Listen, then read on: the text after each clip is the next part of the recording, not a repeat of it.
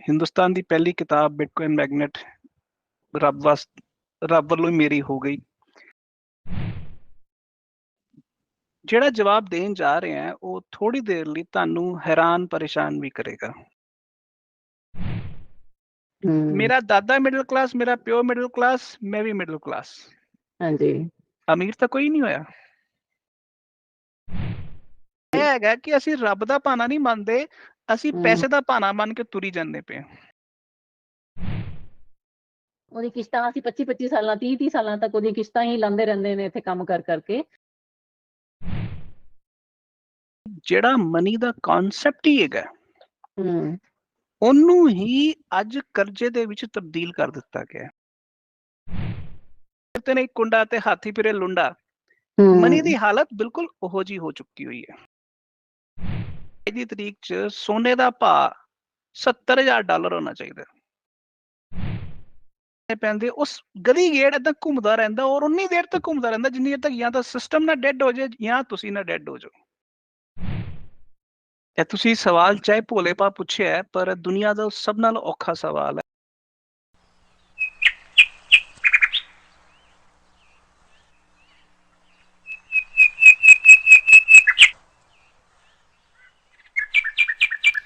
ਬਹੁਤ ਦਿਨਾਂ ਤੋਂ ਮੈਂ ਇੱਕ ਵਿਚਾਰ ਸਾਂਝਾ ਕਰਨਾ ਚਾਹੁੰਦੀ ਸੀਗੀ ਕਿ ਜਿਹੜੀ ਆਪਣੇ ਪੰਜਾਬ ਦੇ ਲੋਕ ਹੁੰਦੇ ਨੇ ਜਾਂ ਪੰਜਾਬੀ ਕਮਿਊਨਿਟੀ ਆਪਾਂ ਜਿਹਨੂੰ ਕਹਿ ਲਈਏ, ਸਪੈਸੀਫਿਕਲੀ ਜਿਹੜੀ ਜੱਟ ਸਿੱਖ ਕਮਿਊਨਿਟੀ ਹੈ, ਉਹ ਇੱਕ ਬਹੁਤ ਹੀ ਮਿਹਨਤੀ ਕਮਿਊਨਿਟੀ ਹੈ। ਭਾਵਾਂ ਦੇ ਪਿੰਡ ਹੋਵੇ ਜਾਂ ਸ਼ਹਿਰ ਹੋਣ ਪੰਜਾਬ ਦੇ, ਜਾਂ ਫਿਰ ਆਪਣਾ ਵਿਦੇਸ਼ਾਂ 'ਚ ਵਸੇ ਹੋਏ ਪੰਜਾਬੀ ਹੋਣ, ਆਪਾਂ ਮਿਹਨਤ ਬਹੁਤ ਕਰਦੇ ਹਾਂ। ਅਤੇ ਉਹ ਮਿਹਨਤ ਆਪਾਂ ਇੰਨੀ ਕਰਦੇ ਹੋਏ ਵੀ ਫਿਰ ਵੀ ਹਰ ਜਗ੍ਹਾ 'ਤੇ ਭਾਵਾਂ ਦੀ ਆਪਣਾ ਕਿਸਾਨ ਹੋਵੇ ਪੰਜਾਬ ਦਾ, ਜਾਂ ਫਿਰ ਬਾਹਰ ਟਰੱਕ ਡਰਾਈਵਰ ਹੋਣ ਜਿਹੜੇ ਕਿ ਕੈਨੇਡਾ ਅਮਰੀਕਾ 'ਚ ਟਰੱਕ ਚਲਾਉਂਦੇ ਨੇ ਜਾਂ ਫੈਕਟਰੀਆਂ 'ਚ ਕੰਮ ਕਰਦੇ ਨੇ, ਆਪਾਂ ਲੋਨਾਂ 'ਚ ਬਹੁਤ ਫਸੇ ਰਹਿੰਦੇ ਹਾਂ, ਕਰਜ਼ਿਆਂ ਦੇ ਵਿੱਚ ਦੱਬੇ ਰਹਿੰਦੇ ਹਾਂ ਹਮੇਸ਼ਾ। ਅਤੇ ਇੱਦਾਂ ਦੀ ਕੀ ਗੱਲ ਹੈਗੀ ਹੈ ਕਿ ਆਪਾਂ ਇਹ ਕਰਜ਼ਿਆਂ ਤੋਂ ਨਿਕਲ ਨਹੀਂ ਪਾ ਰਹੇ ਹੈਗੇ ਬਾਹਰ ਇੰਨੇ ਸਾਲਾਂ ਤੋਂ ਬਾਅਦ ਵੀ, ਜਦਕਿ ਆਸ-ਪਾਸ ਮੈਂ ਹੋਰ ਕਮਿਊਨਿਟੀਜ਼ ਦੇਖਦੀ ਹਾਂ, ਜਿਵੇਂ ਕਿ ਆਪਣੀ ਪੰਜਾਬ ਦੀ ਬਣੀਆਂ ਕਮਿਊਨਿਟੀ ਹੋ ਗਈ, ਅਤੇ ਫਿਰ ਆਪਣੇ ਗੁਜਰਾਤੀ ਹੋ ਗਏ, ਜਾਂ ਫਿਰ ਜਿਹੜੇ ਜਿਊਜ਼ ਹੁੰਦੇ ਨੇ, ਰਾਈਟ। ਇਹ ਨਾ ਆਪਣਾ ਕੰਮਕਾਜ ਬਿਜ਼ਨਸ ਸਟਾਰਟ ਕਰਕੇ ਜਾਂ ਘੱਟ ਮਿਹਨਤ ਕਰਕੇ ਵੀ ਇਹ ਕਰਜ਼ਿਆਂ 'ਚ ਇੰਨੇ ਜ਼ਿਆਦਾ ਦਬੇ ਨਹੀਂ ਹੁੰਦੇ ਜਿੰਨੇ ਕਿ ਪੰਜਾਬੀ ਦਬੇ ਹੁੰਦੇ ਨੇ, ਜਾਂ ਫਿਰ ਇਹ ਆਪਣੇ ਸੈਲਫ ਸਟੈਂਡਿੰਗ ਫਾਈਨੈਂਸ਼ੀਅਲੀ ਕਾਫੀ ਇਹ ਇੰਡੀਪੈਂਡੈਂਟ ਕਮਿਊਨਿਟੀਜ਼ ਮੰਨੀਆਂ ਗਈਆਂ ਨੇ। ਅਤੇ ਇਹ ਨਾ ਇਸ ਚੀਜ਼ ਦੇ ਬਾਰੇ ਸੋਚਦੇ ਹੋਏ ਥੋੜ੍ਹੀ ਮੈਂ ਰਿਸਰਚ ਕਰਨ ਦੀ ਕੋਸ਼ਿਸ਼ ਕੀਤੀ, ਪੋਡਕਾਸਟਾਂ ਸੁਣੀਆਂ, ਯੂਟਿਊਬਸ ਦੇਖੀਆਂ, ਜਾਂ ਕਿਤਾਬਾਂ ਵੀ ਪੜ੍ਹਨ ਦੀ ਕੋਸ਼ਿਸ਼ ਕੀਤੀ। ਮੋਸਟਲੀ ਜਿਹੜਾ ਮੈਨੂੰ ਇਹਦੇ ਡਿਟੇਲਸ ਮਿਲ ਰਹੀਆਂ ਸੀਗੀਆਂ ਉਹ ਨਾ ਇੰਗਲਿਸ਼ 'ਚ ਮਿਲ ਰਹੀਆਂ ਸੀਗੀਆਂ। ਅਤੇ ਬਹੁਤ ਟਾਈਮ ਤੋਂ ਸਾਡੀ ਇੱਕ ਖੋਜ ਸੀਗੀ ਕਿ ਸਾਨੂੰ ਕੋਈ ਇਸ ਟਾਈਪ ਦਾ ਬੰਦਾ ਮਿਲੇ ਕਿ ਜੋ ਕਿ ਪੰਜਾਬੀ ਦੇ ਵਿੱਚ ਇਹ ਚੀਜ਼ਾਂ ਨੂੰ ਸਾਨੂੰ ਸਮਝਾ ਸਕੇ, ਇਹ ਕੁਐਸਚਨ ਦਾ ਆਨਸਰ ਕਰ ਸਕੇ। ਅਤੇ ਇਹ ਰਿਸਰਚ ਕਰਦੇ ਕਰਦੇ ਸਾਡੀ ਗੱਲ ਹੋਈ ਇੱਕ ਬਣੀਆਂ ਕਮਿਊਨਿਟੀ ਦੇ ਮਿਸਟਰ ਸੁਨੀਲ ਅਗਰਵਾਲ ਨੇ, ਜੋ ਕਿ ਬੈਂਗਲੌਰ 'ਚ ਰਹਿੰਦੇ ਨੇ। ਅਤੇ ਉਹਨਾਂ ਨੇ ਇੰਡੀਆ ਦੀ ਪਹਿਲੀ ਫਾਈਨੈਂਸ ਨੂੰ ਲੈ ਕੇ, ਬਿਟਕੋਇਨ ਨੂੰ ਲੈ ਕੇ ਇੱਕ ਕਿਤਾਬ ਵੀ ਲਿਖੀ ਹੈ ਜਿਹਦਾ ਨਾਮ ਹੈਗਾ ਬਿਟਕੋਇਨ ਮੈਗਨੇਟ। ਅਤੇ ਉਹ ਪੰਜਾਬੀ ਬੋਲਦੇ ਨੇ, ਅਤੇ ਸਾਨੂੰ ਇਹ ਬਹੁਤ ਵਧੀਆ ਲੱਗਿਆ ਕਿ ਇੱਕ ਪੰਜਾਬੀ ਬੋਲਣ ਵਾਲਾ ਬੰਦਾ ਇੱਕ ਫਾਈਨੈਂਸ ਦੀ ਇੰਨੀ ਡੂੰਘੀ ਜਿਹੀ ਡਿਟੇਲ ਜਾਂ ਜਾਣਕਾਰੀ ਰੱਖਦਾ ਹੈ। ਅਤੇ ਇਸ ਕਰਕੇ ਅਸੀਂ ਉਹਨਾਂ ਦੇ ਨਾਲ ਫਿਰ ਉਹਨਾਂ ਨੂੰ ਰਿਕੁਐਸਟ ਕੀਤੀ ਕਿ ਅਸੀਂ ਉਹਨਾਂ ਦੇ ਨਾਲ ਕੁਛ ਗੱਲਬਾਤ ਕਰਨਾ ਚਾਹਾਂਗੇ। ਅਤੇ ਇਹ ਕੁਐਸਚਨ ਦਾ ਆਨਸਰ ਵੀ ਮੈਂ ਉਹਨਾਂ ਨੂੰ ਕੁਐਸਚਨ ਪੁੱਛਿਆ ਜਿਹਦਾ ਕਿ ਉਹਨਾਂ ਨੇ ਆਨਸਰ ਦੇਣ ਦੀ ਕੋਸ਼ਿਸ਼ ਵੀ ਕੀਤੀ ਹੈ। ਅਤੇ ਚਲੋ ਇਸ ਅਗਲੀ ਪੋਡਕਾਸਟ ਜਿਹੜੀ ਹੁਣ ਤੁਹਾਨੂੰ ਅਸੀਂ ਪ੍ਰਸਤੁਤ ਕਰ ਰਹੇ ਹਾਂ ਉਹ ਇਸੀ ਦੇ ਉੱਤੇ ਬੇਸਿਸ ਹੈ, ਅਤੇ ਇਹਨੂੰ ਆਪਾਂ ਜਾਣੀਏ ਅਤੇ ਸੁਣੀਏ। ਸਤਿ ਸ਼੍ਰੀ ਅਕਾਲ ਸੁਨੀਲ ਜੀ, ਨਾਈਸ ਮੀਟਿੰਗ ਯੂ। ਅਤੇ ਆਪਾਂ ਅੱਜ ਕੁਝ ਗੱਲ ਕਰਾਂਗੇ ਫਾਈਨੈਂਸਿਸ ਨੂੰ ਲੈ ਕੇ। ਤੁਸੀਂ ਇੱਕ ਬੁੱਕ ਵੀ ਰਿਲੀਜ਼ ਕੀਤੀ ਹੈ ਬਾਏ ਦਾ ਨੇਮ ਬਿਟਕੋਇਨ ਮੈਗਨੇਟ, ਹੈ ਨਾ। ਅਤੇ ਨਾਮ ਤੋਂ ਹੀ ਮੈਨੂੰ ਤਾਂ ਬੜਾ ਡਰ ਲੱਗਦਾ ਹੈ ਕਿਉਂਕਿ ਆਪਣੀ ਕਮਿਊਨਿਟੀ ਜਿਹੜੀ ਹੈਗੀ ਹੈ ਉਹ ਪੈਸੇ ਨੂੰ ਅੰਡਰਸਟੈਂਡ ਨਹੀਂ ਕਰਦੀ ਇੰਨੇ ਚੰਗੇ ਤਰੀਕੇ ਨਾਲ। ਬਿਟਕੋਇਨ ਤਾਂ ਬੜੀ ਦੂਰ ਦੀ ਗੱਲ ਹੈ। ਅਤੇ ਪਲੱਸ ਤੁਸੀਂ ਐਜ਼ ਐਨ ਇੰਟਰੋਡਕਸ਼ਨ ਤੁਹਾਡਾ ਨਾਮ ਸੁਨੀਲ ਅਗਰਵਾਲ ਹੈ। ਪਹਿਲੀ ਗੱਲ ਤਾਂ ਅਗਰਵਾਲ ਮੀਨਸ ਬਾਣੀਆ ਕਮਿਊਨਿਟੀ ਤੋਂ ਬਿਲੋਂਗ ਕਰਦੇ ਹੋ ਤੁਸੀਂ। ਉਹਨਾਂ ਦਾ ਤਾਂ ਬਾਏ ਡਿਫੋਲਟ ਜਿਹੜੀ ਹੈਗੀ ਅੰਡਰਸਟੈਂਡਿੰਗ ਪੈਸੇ ਨੂੰ ਲੈ ਕੇ ਥੋੜ੍ਹੀ ਬੈਟਰ ਹੁੰਦੀ ਹੈ as compared to other people in Punjab, ਹੈ ਨਾ, ਇਨ ਪੰਜਾਬੀ ਕਮਿਊਨਿਟੀ। ਦੂਜੀ ਗੱਲ, ਤੁਸੀਂ ਪੰਜਾਬੀ ਬੋਲਦੇ ਹੋ, ਬੜੀ ਵਧੀਆ ਗੱਲ ਲੱਗੀ ਸਾਨੂੰ ਇਹ। ਅਤੇ ਤੀਜੀ ਗੱਲ, ਤੁਸੀਂ ਪੈਸੇ ਨੂੰ ਸਮਝਦੇ ਹੋ ਅਤੇ ਤੁਸੀਂ ਬੁੱਕ ਵਗੈਰਾ ਵੀ ਲਿਖੀ ਹੈ। ਅਤੇ ਇੱਕ ਨਾ ਬੜਾ ਇੱਕ ਲੀਥਲ ਕੰਬੀਨੇਸ਼ਨ ਹੋ ਜਾਂਦਾ, ਇੱਕ ਪੰਜਾਬੀ ਬਾਣੀਆ ਜਿਹਨੂੰ ਕਿ ਪੈਸੇ ਦੀ ਸਮਝ ਹੈ ਨਾ। ਤੇ ਸਾਨੂੰ ਤਾਂ ਇੱਕ ਖਜ਼ਾਨਾ ਮਿਲ ਗਿਆ ਕਿ ਅਸੀਂ ਤਾਂ ਆਪ ਸਮਝਣ ਦੀ ਕੋਸ਼ਿਸ਼ ਕਰਦੇ ਹਾਂ ਬਹੁਤ, ਕਿ ਅਸੀਂ ਆਪ ਵੀ ਸਮਝੀਏ ਤੇ ਅਸੀਂ ਆਪਣੇ ਸੁਣਨ ਵਾਲਿਆਂ ਨੂੰ ਵੀ ਸਮਝਾਈਏ ਕਿ ਪੈਸਾ ਹੁੰਦਾ ਕੀ ਹੈ। ਤੇ ਉਸੀ ਦੇ ਰਿਲੇਟਿਡ ਆਪਾਂ ਅੱਜ ਥੋੜੀ ਗੱਲਬਾਤ ਕਰਾਂਗੇ। ਮੇਰੇ ਬ੍ਰਦਰ ਨੇ ਰეკਮੈਂਡ ਕੀਤਾ ਸੀ ਕਿ ਤੁਹਾਡੇ ਨਾਲ ਮੈਂ ਗੱਲ ਕਰਾਂ ਤੇ ਆਪਾਂ ਥੋੜੀ ਡਿਸਕਸ਼ਨ ਕਰਾਂਗੇ ਫਾਈਨੈਂਸਿਸ ਨੂੰ ਲੈ ਕੇ, ਮਨੀ ਨੂੰ ਲੈ ਕੇ, ਹਨਾ। ਤੁਸੀਂ ਆਪਣੇ ਬਾਰੇ ਕੁਝ ਹੋਰ ਇੰਟਰੋਡਕਸ਼ਨ ਦੇਣਾ ਚਾਹੁੰਦੇ ਹੋ ਥੋੜੀ ਬਹੁਤ, ਇਸ ਤੋਂ ਪਹਿਲਾਂ ਕਿ ਆਪਾਂ ਸਟਾਰਟ ਕਰੀਏ? ਮੇਰੀ ਦੇਖੋ ਬੇਸਿਕ ਇੰਟਰੋਡਕਸ਼ਨ ਤਾਂ ਤੁਸੀਂ ਆਲਰੇਡੀ ਦੱਸ ਦਿੱਤੀ ਕਿ ਮੈਂ ਪੰਜਾਬੀ ਹੈਗਾ, ਬਾਨੀਆ ਹੈਗਾ ਤੇ ਪੈਸੇ ਨੂੰ ਸਮਝਦਾ ਹੈਗਾ। ਹਾਂਜੀ। ਬਟ ਜੇ ਥੋੜਾ ਜਿਹਾ ਸੋਫਿਸਟੀਕੇਟਿਡ ਤਰੀਕੇ ਨਾਲ ਕਿਹਾ ਜਾਏ ਤੇ ਮੈਂ ਫਿਲੋਸਫੀ ਆਫ ਮਨੀ ਦਾ ਸਟੂਡੈਂਟ ਹਾਂ। ਓਕੇ। ਔਰ ਪਿਛਲੇ 20 ਸਾਲਾਂ ਤੋਂ ਮੈਂ ਇਸ ਏਰੀਆ 'ਚ ਕੰਮ ਕਰ ਰਿਹਾ ਔਰ ਬਿਟਕੋਇਨ ਦੀ ਦੁਨੀਆ ਦੇ ਵਿੱਚ ਮੈਂ ਅੱਜ ਤੋਂ 11 ਸਾਲ ਪਹਿਲਾਂ ਆਇਆ ਸੀ ਤੇ ਇਸ ਏਰੀਆ ਦੇ ਵਿੱਚ ਹਿੰਦੁਸਤਾਨ ਦੀ ਪਹਿਲੀ ਕਿਤਾਬ ਬਿਟਕੋਇਨ ਮੈਗਨੇਟ ਰੱਬ ਵੱਲੋਂ ਹੀ ਮੇਰੀ ਹੋ ਗਈ। ਹਿੰਦੁਸਤਾਨ ਦਾ ਪਹਿਲਾ ਬਲੌਕਚੇਨ ਐਗਜ਼ੈਕਟਿਵ ਪ੍ਰੋਗਰਾਮ ਮੈਂ ਡਿਜ਼ਾਈਨ ਕੀਤਾ, ਲਾਂਚ ਕੀਤਾ IIIT ਹੈਦਰਾਬਾਦ ਨਾਲ ਕੋਲੈਬੋਰੇਸ਼ਨ 'ਚ। ਤੇ ਇਸ ਤੋਂ ਇਲਾਵਾ ਮੈਂ 2 ਪ੍ਰੋਜੈਕਟਸ ਦੇ ਉੱਪਰ ਕੰਮ ਕਰ ਰਿਹਾ ਜਿਹੜੇ ਮੇਰੇ ਐਂਟਰਪ੍ਰੀਨਿਓਰਲ ਪ੍ਰੋਜੈਕਟਸ ਹੈ। ਤੇ ਇੱਕ ਮੈਂ ਕ੍ਰਿਪਟੋ ਡੇਟਿੰਗ ਨੈਟਵਰਕ ਬਣਾ ਰਿਹਾ ਤੇ ਦੂਜਾ ਇੱਕ ਮੈਂ ਟੈਟੂ ਪ੍ਰੋਜੈਕਟ ਵਿਦ NFTs ਉਹ ਪ੍ਰੋਜੈਕਟ ਤੇ ਕੰਮ ਕਰ ਰਿਹਾ। ਹਾਂਜੀ। ਤੇ ਇਸ ਤੋਂ ਇਲਾਵਾ ਮੈਂ ਇੱਕ ਹੋਰ ਫਿਲੋਸੋਫੀਕਲ ਕਨਸੈਪਟ ਬਿਲਡ ਕੀਤਾ ਹੈ ਜਿਹੜਾ ਹਿੰਦੁਸਤਾਨ ਦੀ ਮੋਨਿਟਰੀ ਪਾਲਿਸੀ ਲਈ ਇੱਕ ਦਿਸ਼ਾ ਸਾਬਿਤ ਹੋ ਸਕਦਾ ਹੈਗਾ। ਉਹਦਾ ਨਾਂ ਹੈਗਾ OCSC, on chain sovereign currency framework. So ਇਦਾਂ ਦੀਆਂ ਮੋਟੀਆਂ-ਮੋਟੀਆਂ 2-4 ਹੋਰ ਗੱਲਾਂ ਵੀ ਮੈਂ ਕਹਿ ਸਕਦਾ, ਬਟ ਆਈ ਥਿੰਕ ਮੈਨੂੰ ਇੱਥੇ ਰੁਕ ਜਾਣਾ ਚਾਹੀਦਾ ਹੈ। ਓਕੇ। ਨਹੀਂ, ਤੁਹਾਡੀ ਨੌਲੇਜ ਮੈਨੂੰ ਪਤਾ ਹੈ ਇਹਨੂੰ ਫਾਈਨੈਂਸ ਨੂੰ ਲੈ ਕੇ ਕਾਫੀ ਡੀਪ ਹੈਗੀ ਹੈ। ਤੇ ਮੈਂ ਵੀ ਦੇਖੋ ਪੰਜਾਬੀ ਹਾਂ। ਜਿਵੇਂ ਨਾਰਮਲ ਆਪਣੇ ਪੰਜਾਬ 'ਚ ਹੁੰਦਾ ਹੈ ਜੀ, ਇੱਕ ਪੰਜਾਬੀ ਉੱਠ ਕੇ ਕੈਨੇਡਾ ਆ ਜਾਂਦੇ ਨੇ, ਹਨਾ, ਇੱਥੇ ਆਪਣੇ ਆਪ ਨੂੰ ਸੈਟਲ ਕਰਨ ਦੀ ਕੋਸ਼ਿਸ਼ ਕਰਦੇ ਨੇ। So very regular Punjabi person. ਤੇ ਮੈਨੂੰ ਵੀ ਮੈਂ ਕਹੂੰਗੀ ਫਾਈਨੈਂਸਿਸ ਦੀ ਇੰਨੀ ਸਮਝ ਨਹੀਂ ਹੈਗੀ ਤੇ ਇਸ ਕਰਕੇ ਮੇਰੇ ਲਈ ਵੀ ਇਹ ਬੜਾ ਲਰਨਿੰਗ ਸੈਸ਼ਨ ਹੋਣ ਵਾਲਾ ਹੈ ਤੁਹਾਡੇ ਤੋਂ ਸਮਝਣ ਲਈ ਕਿ ਇਹ ਹੁੰਦਾ ਕੀ ਹੈ, ਪੈਸਾ ਹੁੰਦਾ ਕੀ ਹੈ, ਹਨਾ। ਤੇ ਸਭ ਤੋਂ ਪਹਿਲਾਂ ਆਪਾਂ ਗੱਲ ਉੱਥੋਂ ਹੀ ਸਟਾਰਟ ਕਰਦੇ ਹਾਂ ਕਿ ਜਦੋਂ ਆਪਾਂ ਪੰਜਾਬੀਆਂ ਦੀ ਗੱਲ ਕਰਦੇ ਹਾਂ ਨਾ ਸਰ, ਉਹਨਾਂ ਨੂੰ ਕੀ ਹੁੰਦਾ ਕਿ ਤੁਹਾਡੀ ਸੈਲਰੀ ਆ ਗਈ, ਜੇ ਤਾਂ ਉਹ ਜੌਬ ਕਰਦੇ ਨੇ ਤਾਂ ਤੁਸੀਂ ਮਹੀਨੇ ਦੀ ਸੇਵਿੰਗ ਅਕਾਊਂਟ ਖੋਲ ਲਓ, ਸੇਵਿੰਗ ਅਕਾਊਂਟ 'ਚ ਤੁਸੀਂ ਪੈਸਾ ਜਮ੍ਹਾਂ ਕਰਾ ਲਓ, ਹਨਾ। ਤੇ ਥੋੜੇ ਜਿਹੇ ਹੁੰਦੇ ਨੇ ਉਹ ਰੈਕਰਿੰਗ ਡਿਪੋਜ਼ਿਟ ਸ਼ੁਰੂ ਕਰ ਲੈਂਦੇ ਨੇ, ਜਾਂ ਫਿਰ ਤੁਸੀਂ ਕਹਿ ਲਓ ਕਿ FDਆਂ, ਹਨਾ। ਜਿਹੜੇ ਆਪਣੇ ਜੱਟ ਜ਼ਿਮੀਂਦਾਰ ਹੁੰਦੇ ਨੇ ਉਹ ਤਾਂ ਜਦੋਂ ਫਸਲ ਕੱਟਦੀ ਹੈ ਉਹਨਾਂ ਨੇ ਪੈਸੇ ਦੇ ਇਨਵੈਸਟ ਕਰਨ ਲਈ ਜਾਂ ਤਾਂ ਜ਼ਮੀਨ ਖਰੀਦ ਲੈਣਗੇ ਹੋਰ, ਜਾਂ ਫਿਰ FDਆਂ ਖਰੀਦ ਕੇ ਰੱਖ ਲੈਣਗੇ, ਹਨਾ, ਕਿ ਆਪਣਾ FDਆਂ 'ਚ ਇਨਵੈਸਟ ਕਰ ਦਈਏ। ਇਹ ਤੋਂ ਬਿਯੋਂਡ ਆਪਣੀ ਸਮਝ ਕੁਝ ਜ਼ਿਆਦਾ ਪੈਸੇ ਨੂੰ ਹੈ ਨਹੀਂ। ਪੁਰਾਣੇ ਜ਼ਮਾਨੇ 'ਚ ਆਪਾਂ ਗੋਲਡ, ਆਪਣੇ ਪੇਰੈਂਟਸ ਹੁੰਦੇ ਸੀਗੇ ਗੋਲਡ ਬਾਏ ਕਰ ਲੈਂਦੇ ਹੁੰਦੇ ਸੀਗੇ ਕਿ ਔਖੇ ਟਾਈਮ ਤੇ ਕੰਮ ਆਉਂਦਾ, ਇਸ ਕਰਕੇ ਤੁਸੀਂ ਗੋਲਡ 'ਚ ਇਨਵੈਸਟ ਕਰਕੇ ਰੱਖੋ। ਮੈਨੂੰ ਤਾਂ ਇਹ 2-3 ਚੀਜ਼ਾਂ ਹੀ ਪਤਾ ਹੈ, ਸੇਵਿੰਗ ਅਕਾਊਂਟ ਖੋਲ ਲਓ, FD ਖੋਲ ਲਓ, ਤੁਸੀਂ ਆਪਣਾ ਗਹਿਣੇ ਬਣਾ ਲਓ, ਹਨਾ। ਇਹ 2-3 ਤਰੀਕੇ ਨਾਲ ਹੀ ਤੁਸੀਂ ਆਪਣੇ ਆਪ ਨੂੰ ਸਿਕਿਉਰ ਕਰ ਸਕਦੇ ਹੋ ਪੈਸੇ ਨੂੰ ਲੈ ਕੇ। ਪਰ ਤੁਸੀਂ ਮੈਨੂੰ ਦੱਸੋ ਕਿ ਹੁੰਦਾ ਕੀ ਹੈ ਪੈਸਾ, ਵਾਟ ਇਜ਼ ਫਾਈਨੈਂਸਿਸ, ਹੁੰਦਾ ਕੀ ਹੈ ਤੇ ਇਹਨੂੰ ਆਪਾਂ ਨੂੰ ਕਿਸ ਤਰੀਕੇ ਨਾਲ ਮੈਨੇਜ ਕਰਨਾ ਚਾਹੀਦਾ ਹੈ? ਪ੍ਰਭਜੀਤ, ਮੈਂ ਹਜੇ ਪਹਿਲੇ ਸਵਾਲ ਦਾ ਜਵਾਬ ਹੀ ਦੇਣ ਦੀ ਕੋਸ਼ਿਸ਼ ਕਰਾਂਗਾ ਕਿ ਪੈਸਾ ਹੁੰਦਾ ਕੀ ਹੈ। ਹਾਂਜੀ। ਕਿਉਂਕਿ ਉਹਦਾ ਜਵਾਬ ਹੀ ਆਪਣੇ ਆਪ ਦੇ ਵਿੱਚ ਬੜਾ ਇੰਟਰਸਟਿੰਗ ਹੈ ਤੇ ਉਹਦੇ ਅੰਦਰ ਬੜੀਆਂ ਪਰਤਾਂ ਹੈਗੀਆਂ। ਤੇ ਮੈਂ ਜਿਹੜਾ ਜਵਾਬ ਦੇਣ ਜਾ ਰਿਹਾ ਉਹ ਥੋੜੀ ਦੇਰ ਲਈ ਤੁਹਾਨੂੰ ਹੈਰਾਨ ਪਰੇਸ਼ਾਨ ਵੀ ਕਰੇਗਾ। ਅੱਛਾ ਜੀ। ਪਰ ਤੁਸੀਂ ਉਹਦੇ ਅੰਦਰੋਂ ਹੀ ਨਵੇਂ ਸਵਾਲ ਪੈਦਾ ਕਰੋਗੇ ਤੇ ਉਹਦੇ ਨਾਲ ਹੀ ਤੁਹਾਡੀ ਸਮਝ ਵਧੇਗੀ। ਤੇ ਮੈਂ ਤੁਹਾਨੂੰ ਇੱਕ ਉਦਾਹਰਨ ਦੇ ਨਾਲ ਸਮਝਾਉਣਾ। ਤੁਸੀਂ ਇਹ ਇੱਕ ਕਰੰਸੀ ਨੋਟ ਦੇਖ ਸਕਦੇ ਹੋ, 500 ਰੁਪਏ ਦਾ। ਹਾਂਜੀ। ਪੈਸਾ ਹੈ। ਹੁਣ ਅਸੀਂ ਇਹਦੇ ਬਾਰੇ ਜਿਹੜੇ ਬੇਸਿਕ ਸਵਾਲ ਹੁੰਦੇ ਨਾ ਸਾਡੇ ਸਾਹਮਣੇ ਪਿਆ, ਪਰ ਅਸੀਂ ਉਹਦੇ ਬੇਸਿਕ ਸਵਾਲ ਕਦੀ ਪੁੱਛਦੇ ਨਹੀਂ ਕਿ ਇਹ 500 ਹੈ, ਬਸ 500 ਹੈ, ਹੋਰ ਕੁਝ ਨਹੀਂ ਸੀ ਪੁੱਛਦੇ। ਹਾਂਜੀ। ਥੋੜੀ ਦੇਰ ਲਈ ਇੱਕ ਖੇਡ ਖੇਡੀਏ, ਔਰ ਉਹ ਖੇਡ ਇਹ ਹੈਗੀ ਹੈ ਕਿ ਮੰਨ ਲਓ ਕਿ ਮੈਂ ਕੋਈ ਬਹੁਤ ਬਜ਼ੁਰਗ ਆਦਮੀ ਹੈ, ਮੇਰੀ ਉਮਰ 80-85 ਸਾਲ ਹੈਗੀ ਹੈ ਤੇ ਅੱਜ ਤੋਂ 20 ਸਾਲ ਪਹਿਲਾਂ ਮੇਰੇ ਕੋਲ ਇੱਕ 500 ਦਾ ਨੋਟ ਸੀ ਤੇ ਮੈਂ ਉਹ 500 ਦੇ ਨੋਟ ਦੇ ਨਾਲ ਉਦੋਂ 1 ਗ੍ਰਾਮ ਸੋਨਾ ਖਰੀਦ ਸਕਦਾ ਸੀ 20 ਸਾਲ ਪਹਿਲਾਂ। ਹਾਂਜੀ।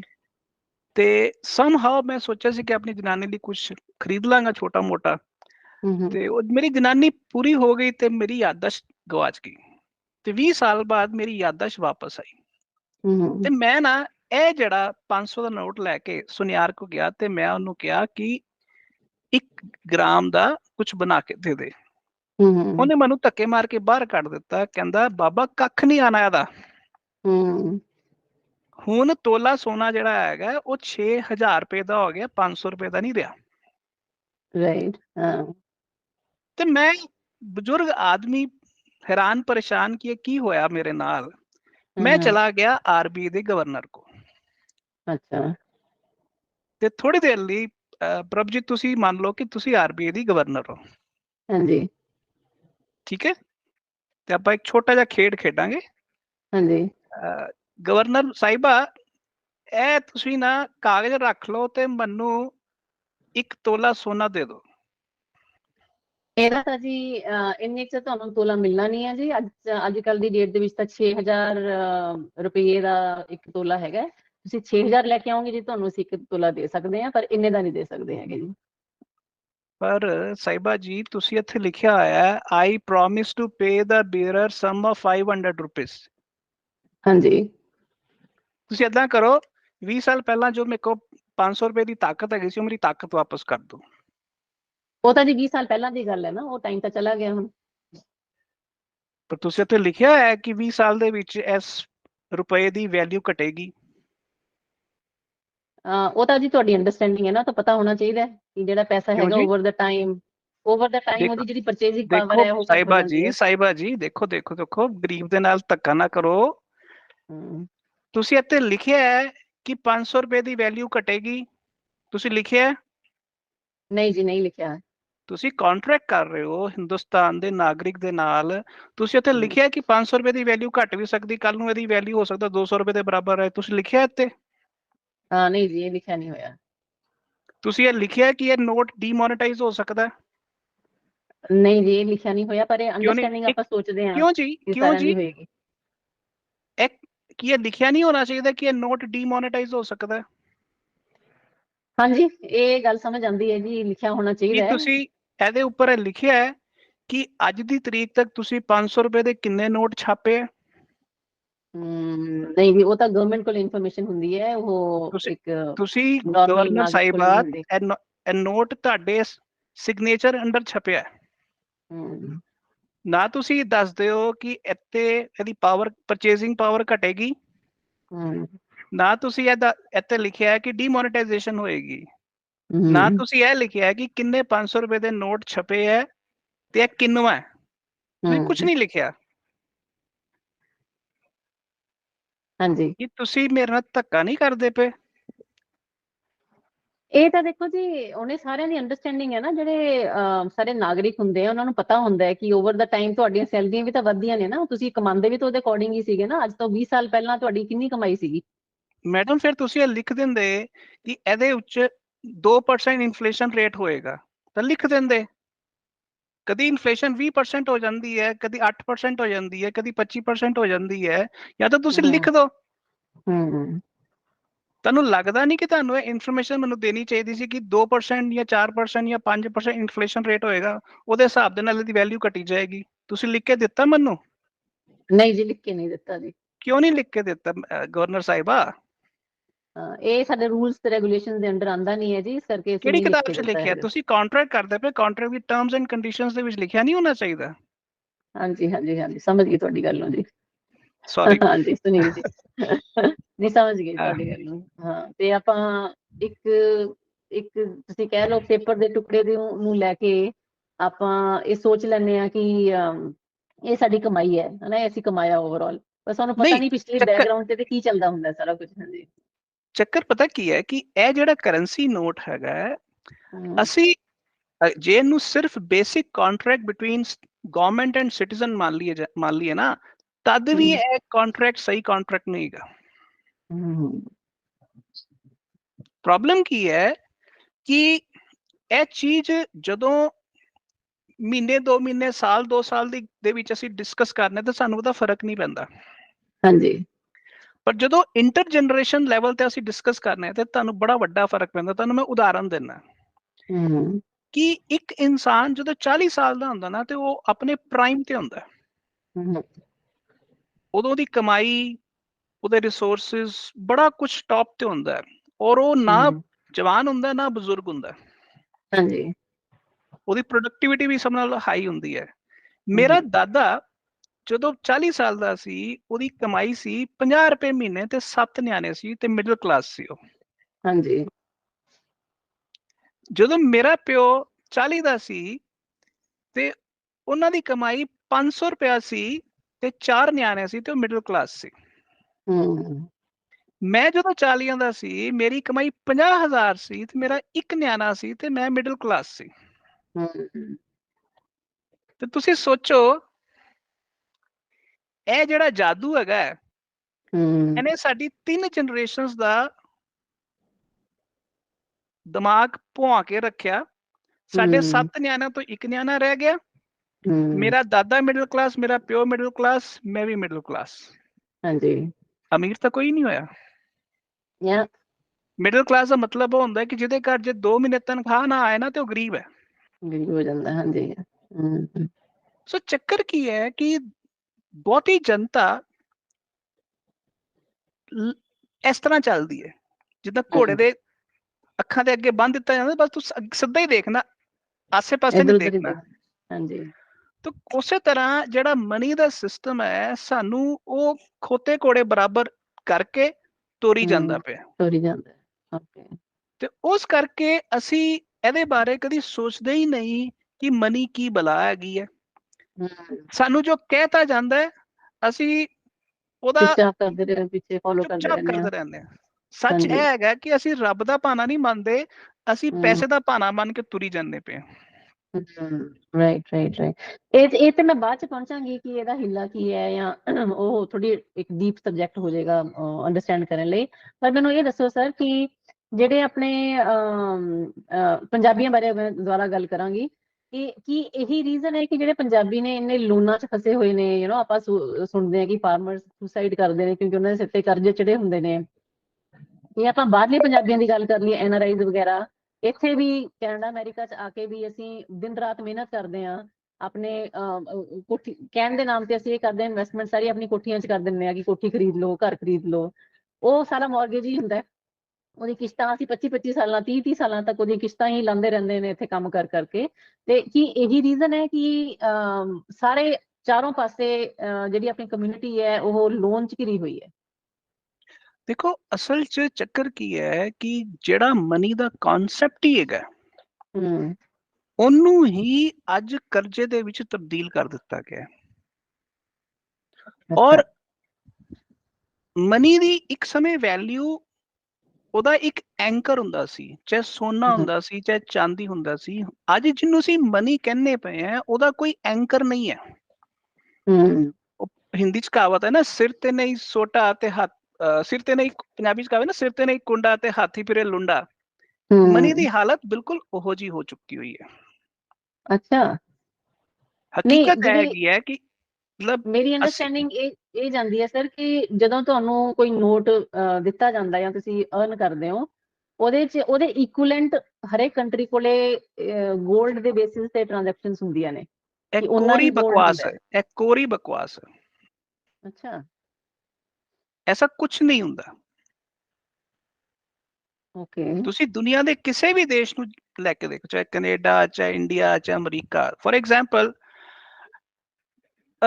ਅਮਰੀਕਾ ਕੋਲ ਜਿੰਨਾ ਸੋਨਾ ਹੈ, ਠੀਕ ਹੈ, ਤੇ ਉਹਨਾਂ ਨੇ ਜਿੰਨੀ ਕਰੰਸੀ ਛਾਪ ਦਿੱਤੀ ਹੈ, ਉਹਦੇ ਹਿਸਾਬ ਦੇ ਨਾਲ ਅੱਜ ਦੀ ਤਰੀਕ 'ਚ ਸੋਨੇ ਦਾ ਭਾਅ $70,000 ਹੋਣਾ ਚਾਹੀਦਾ ਪਰ ਔਂਸ। ਓਕੇ। ਚੱਕਰ ਕੀ ਹੈ ਕਿ ਮਨੀ ਨਾਲ ਜੁੜੇ ਜਿਹੜੇ ਬੇਸਿਕ ਫੈਕਟਸ ਹੈ, ਇਹੀ ਨਹੀਂ ਲੋਕਾਂ ਨੂੰ ਪਤਾ। ਲੋਕੀ ਮਿਥ ਦੇ ਵਿੱਚ ਹੀ ਜੀ ਜਾਂਦੇ ਆ। ਹਾਂ, ਮਤਲਬ ਮੈਂ ਜਿਹੜੀ ਗੱਲ ਕਹਿ ਰਿਹਾ ਕਿ ਮਨੀ ਬਾਰੇ ਲੋਕਾਂ ਨੇ ਕਦੀ ਵੀ ਇੱਕ ਫੰਡਾਮੈਂਟਲ ਥਿੰਕਿੰਗ ਜਿਹੜੀ ਹੈ ਉਹ ਨਹੀਂ ਕੀਤੀ। ਔਰ ਪਿਛਲੇ 70-80 ਸਾਲਾਂ ਤੋਂ ਜਿਹੜਾ ਅਸੀਂ ਮਨੀ ਨੂੰ ਲੈ ਕੇ ਕਨਸੈਪਟ ਬਿਲਡ ਕੀਤਾ ਹੈ, ਉਹ ਸਿਰਫ ਕਰਜ਼ੇ ਦਾ ਕਨਸੈਪਟ ਹੈ। ਔਰ ਕਰਜ਼ੇ ਨੂੰ ਕ੍ਰੀਏਟ ਕਰਨ ਦੀ ਜਿਹੜੀ ਤਾਕਤ ਹੈਗੀ ਹੈ, ਉਹ ਅਸੀਂ ਸੈਂਟਰਲ ਬੈਂਕ ਨੂੰ ਦੇਤੀ।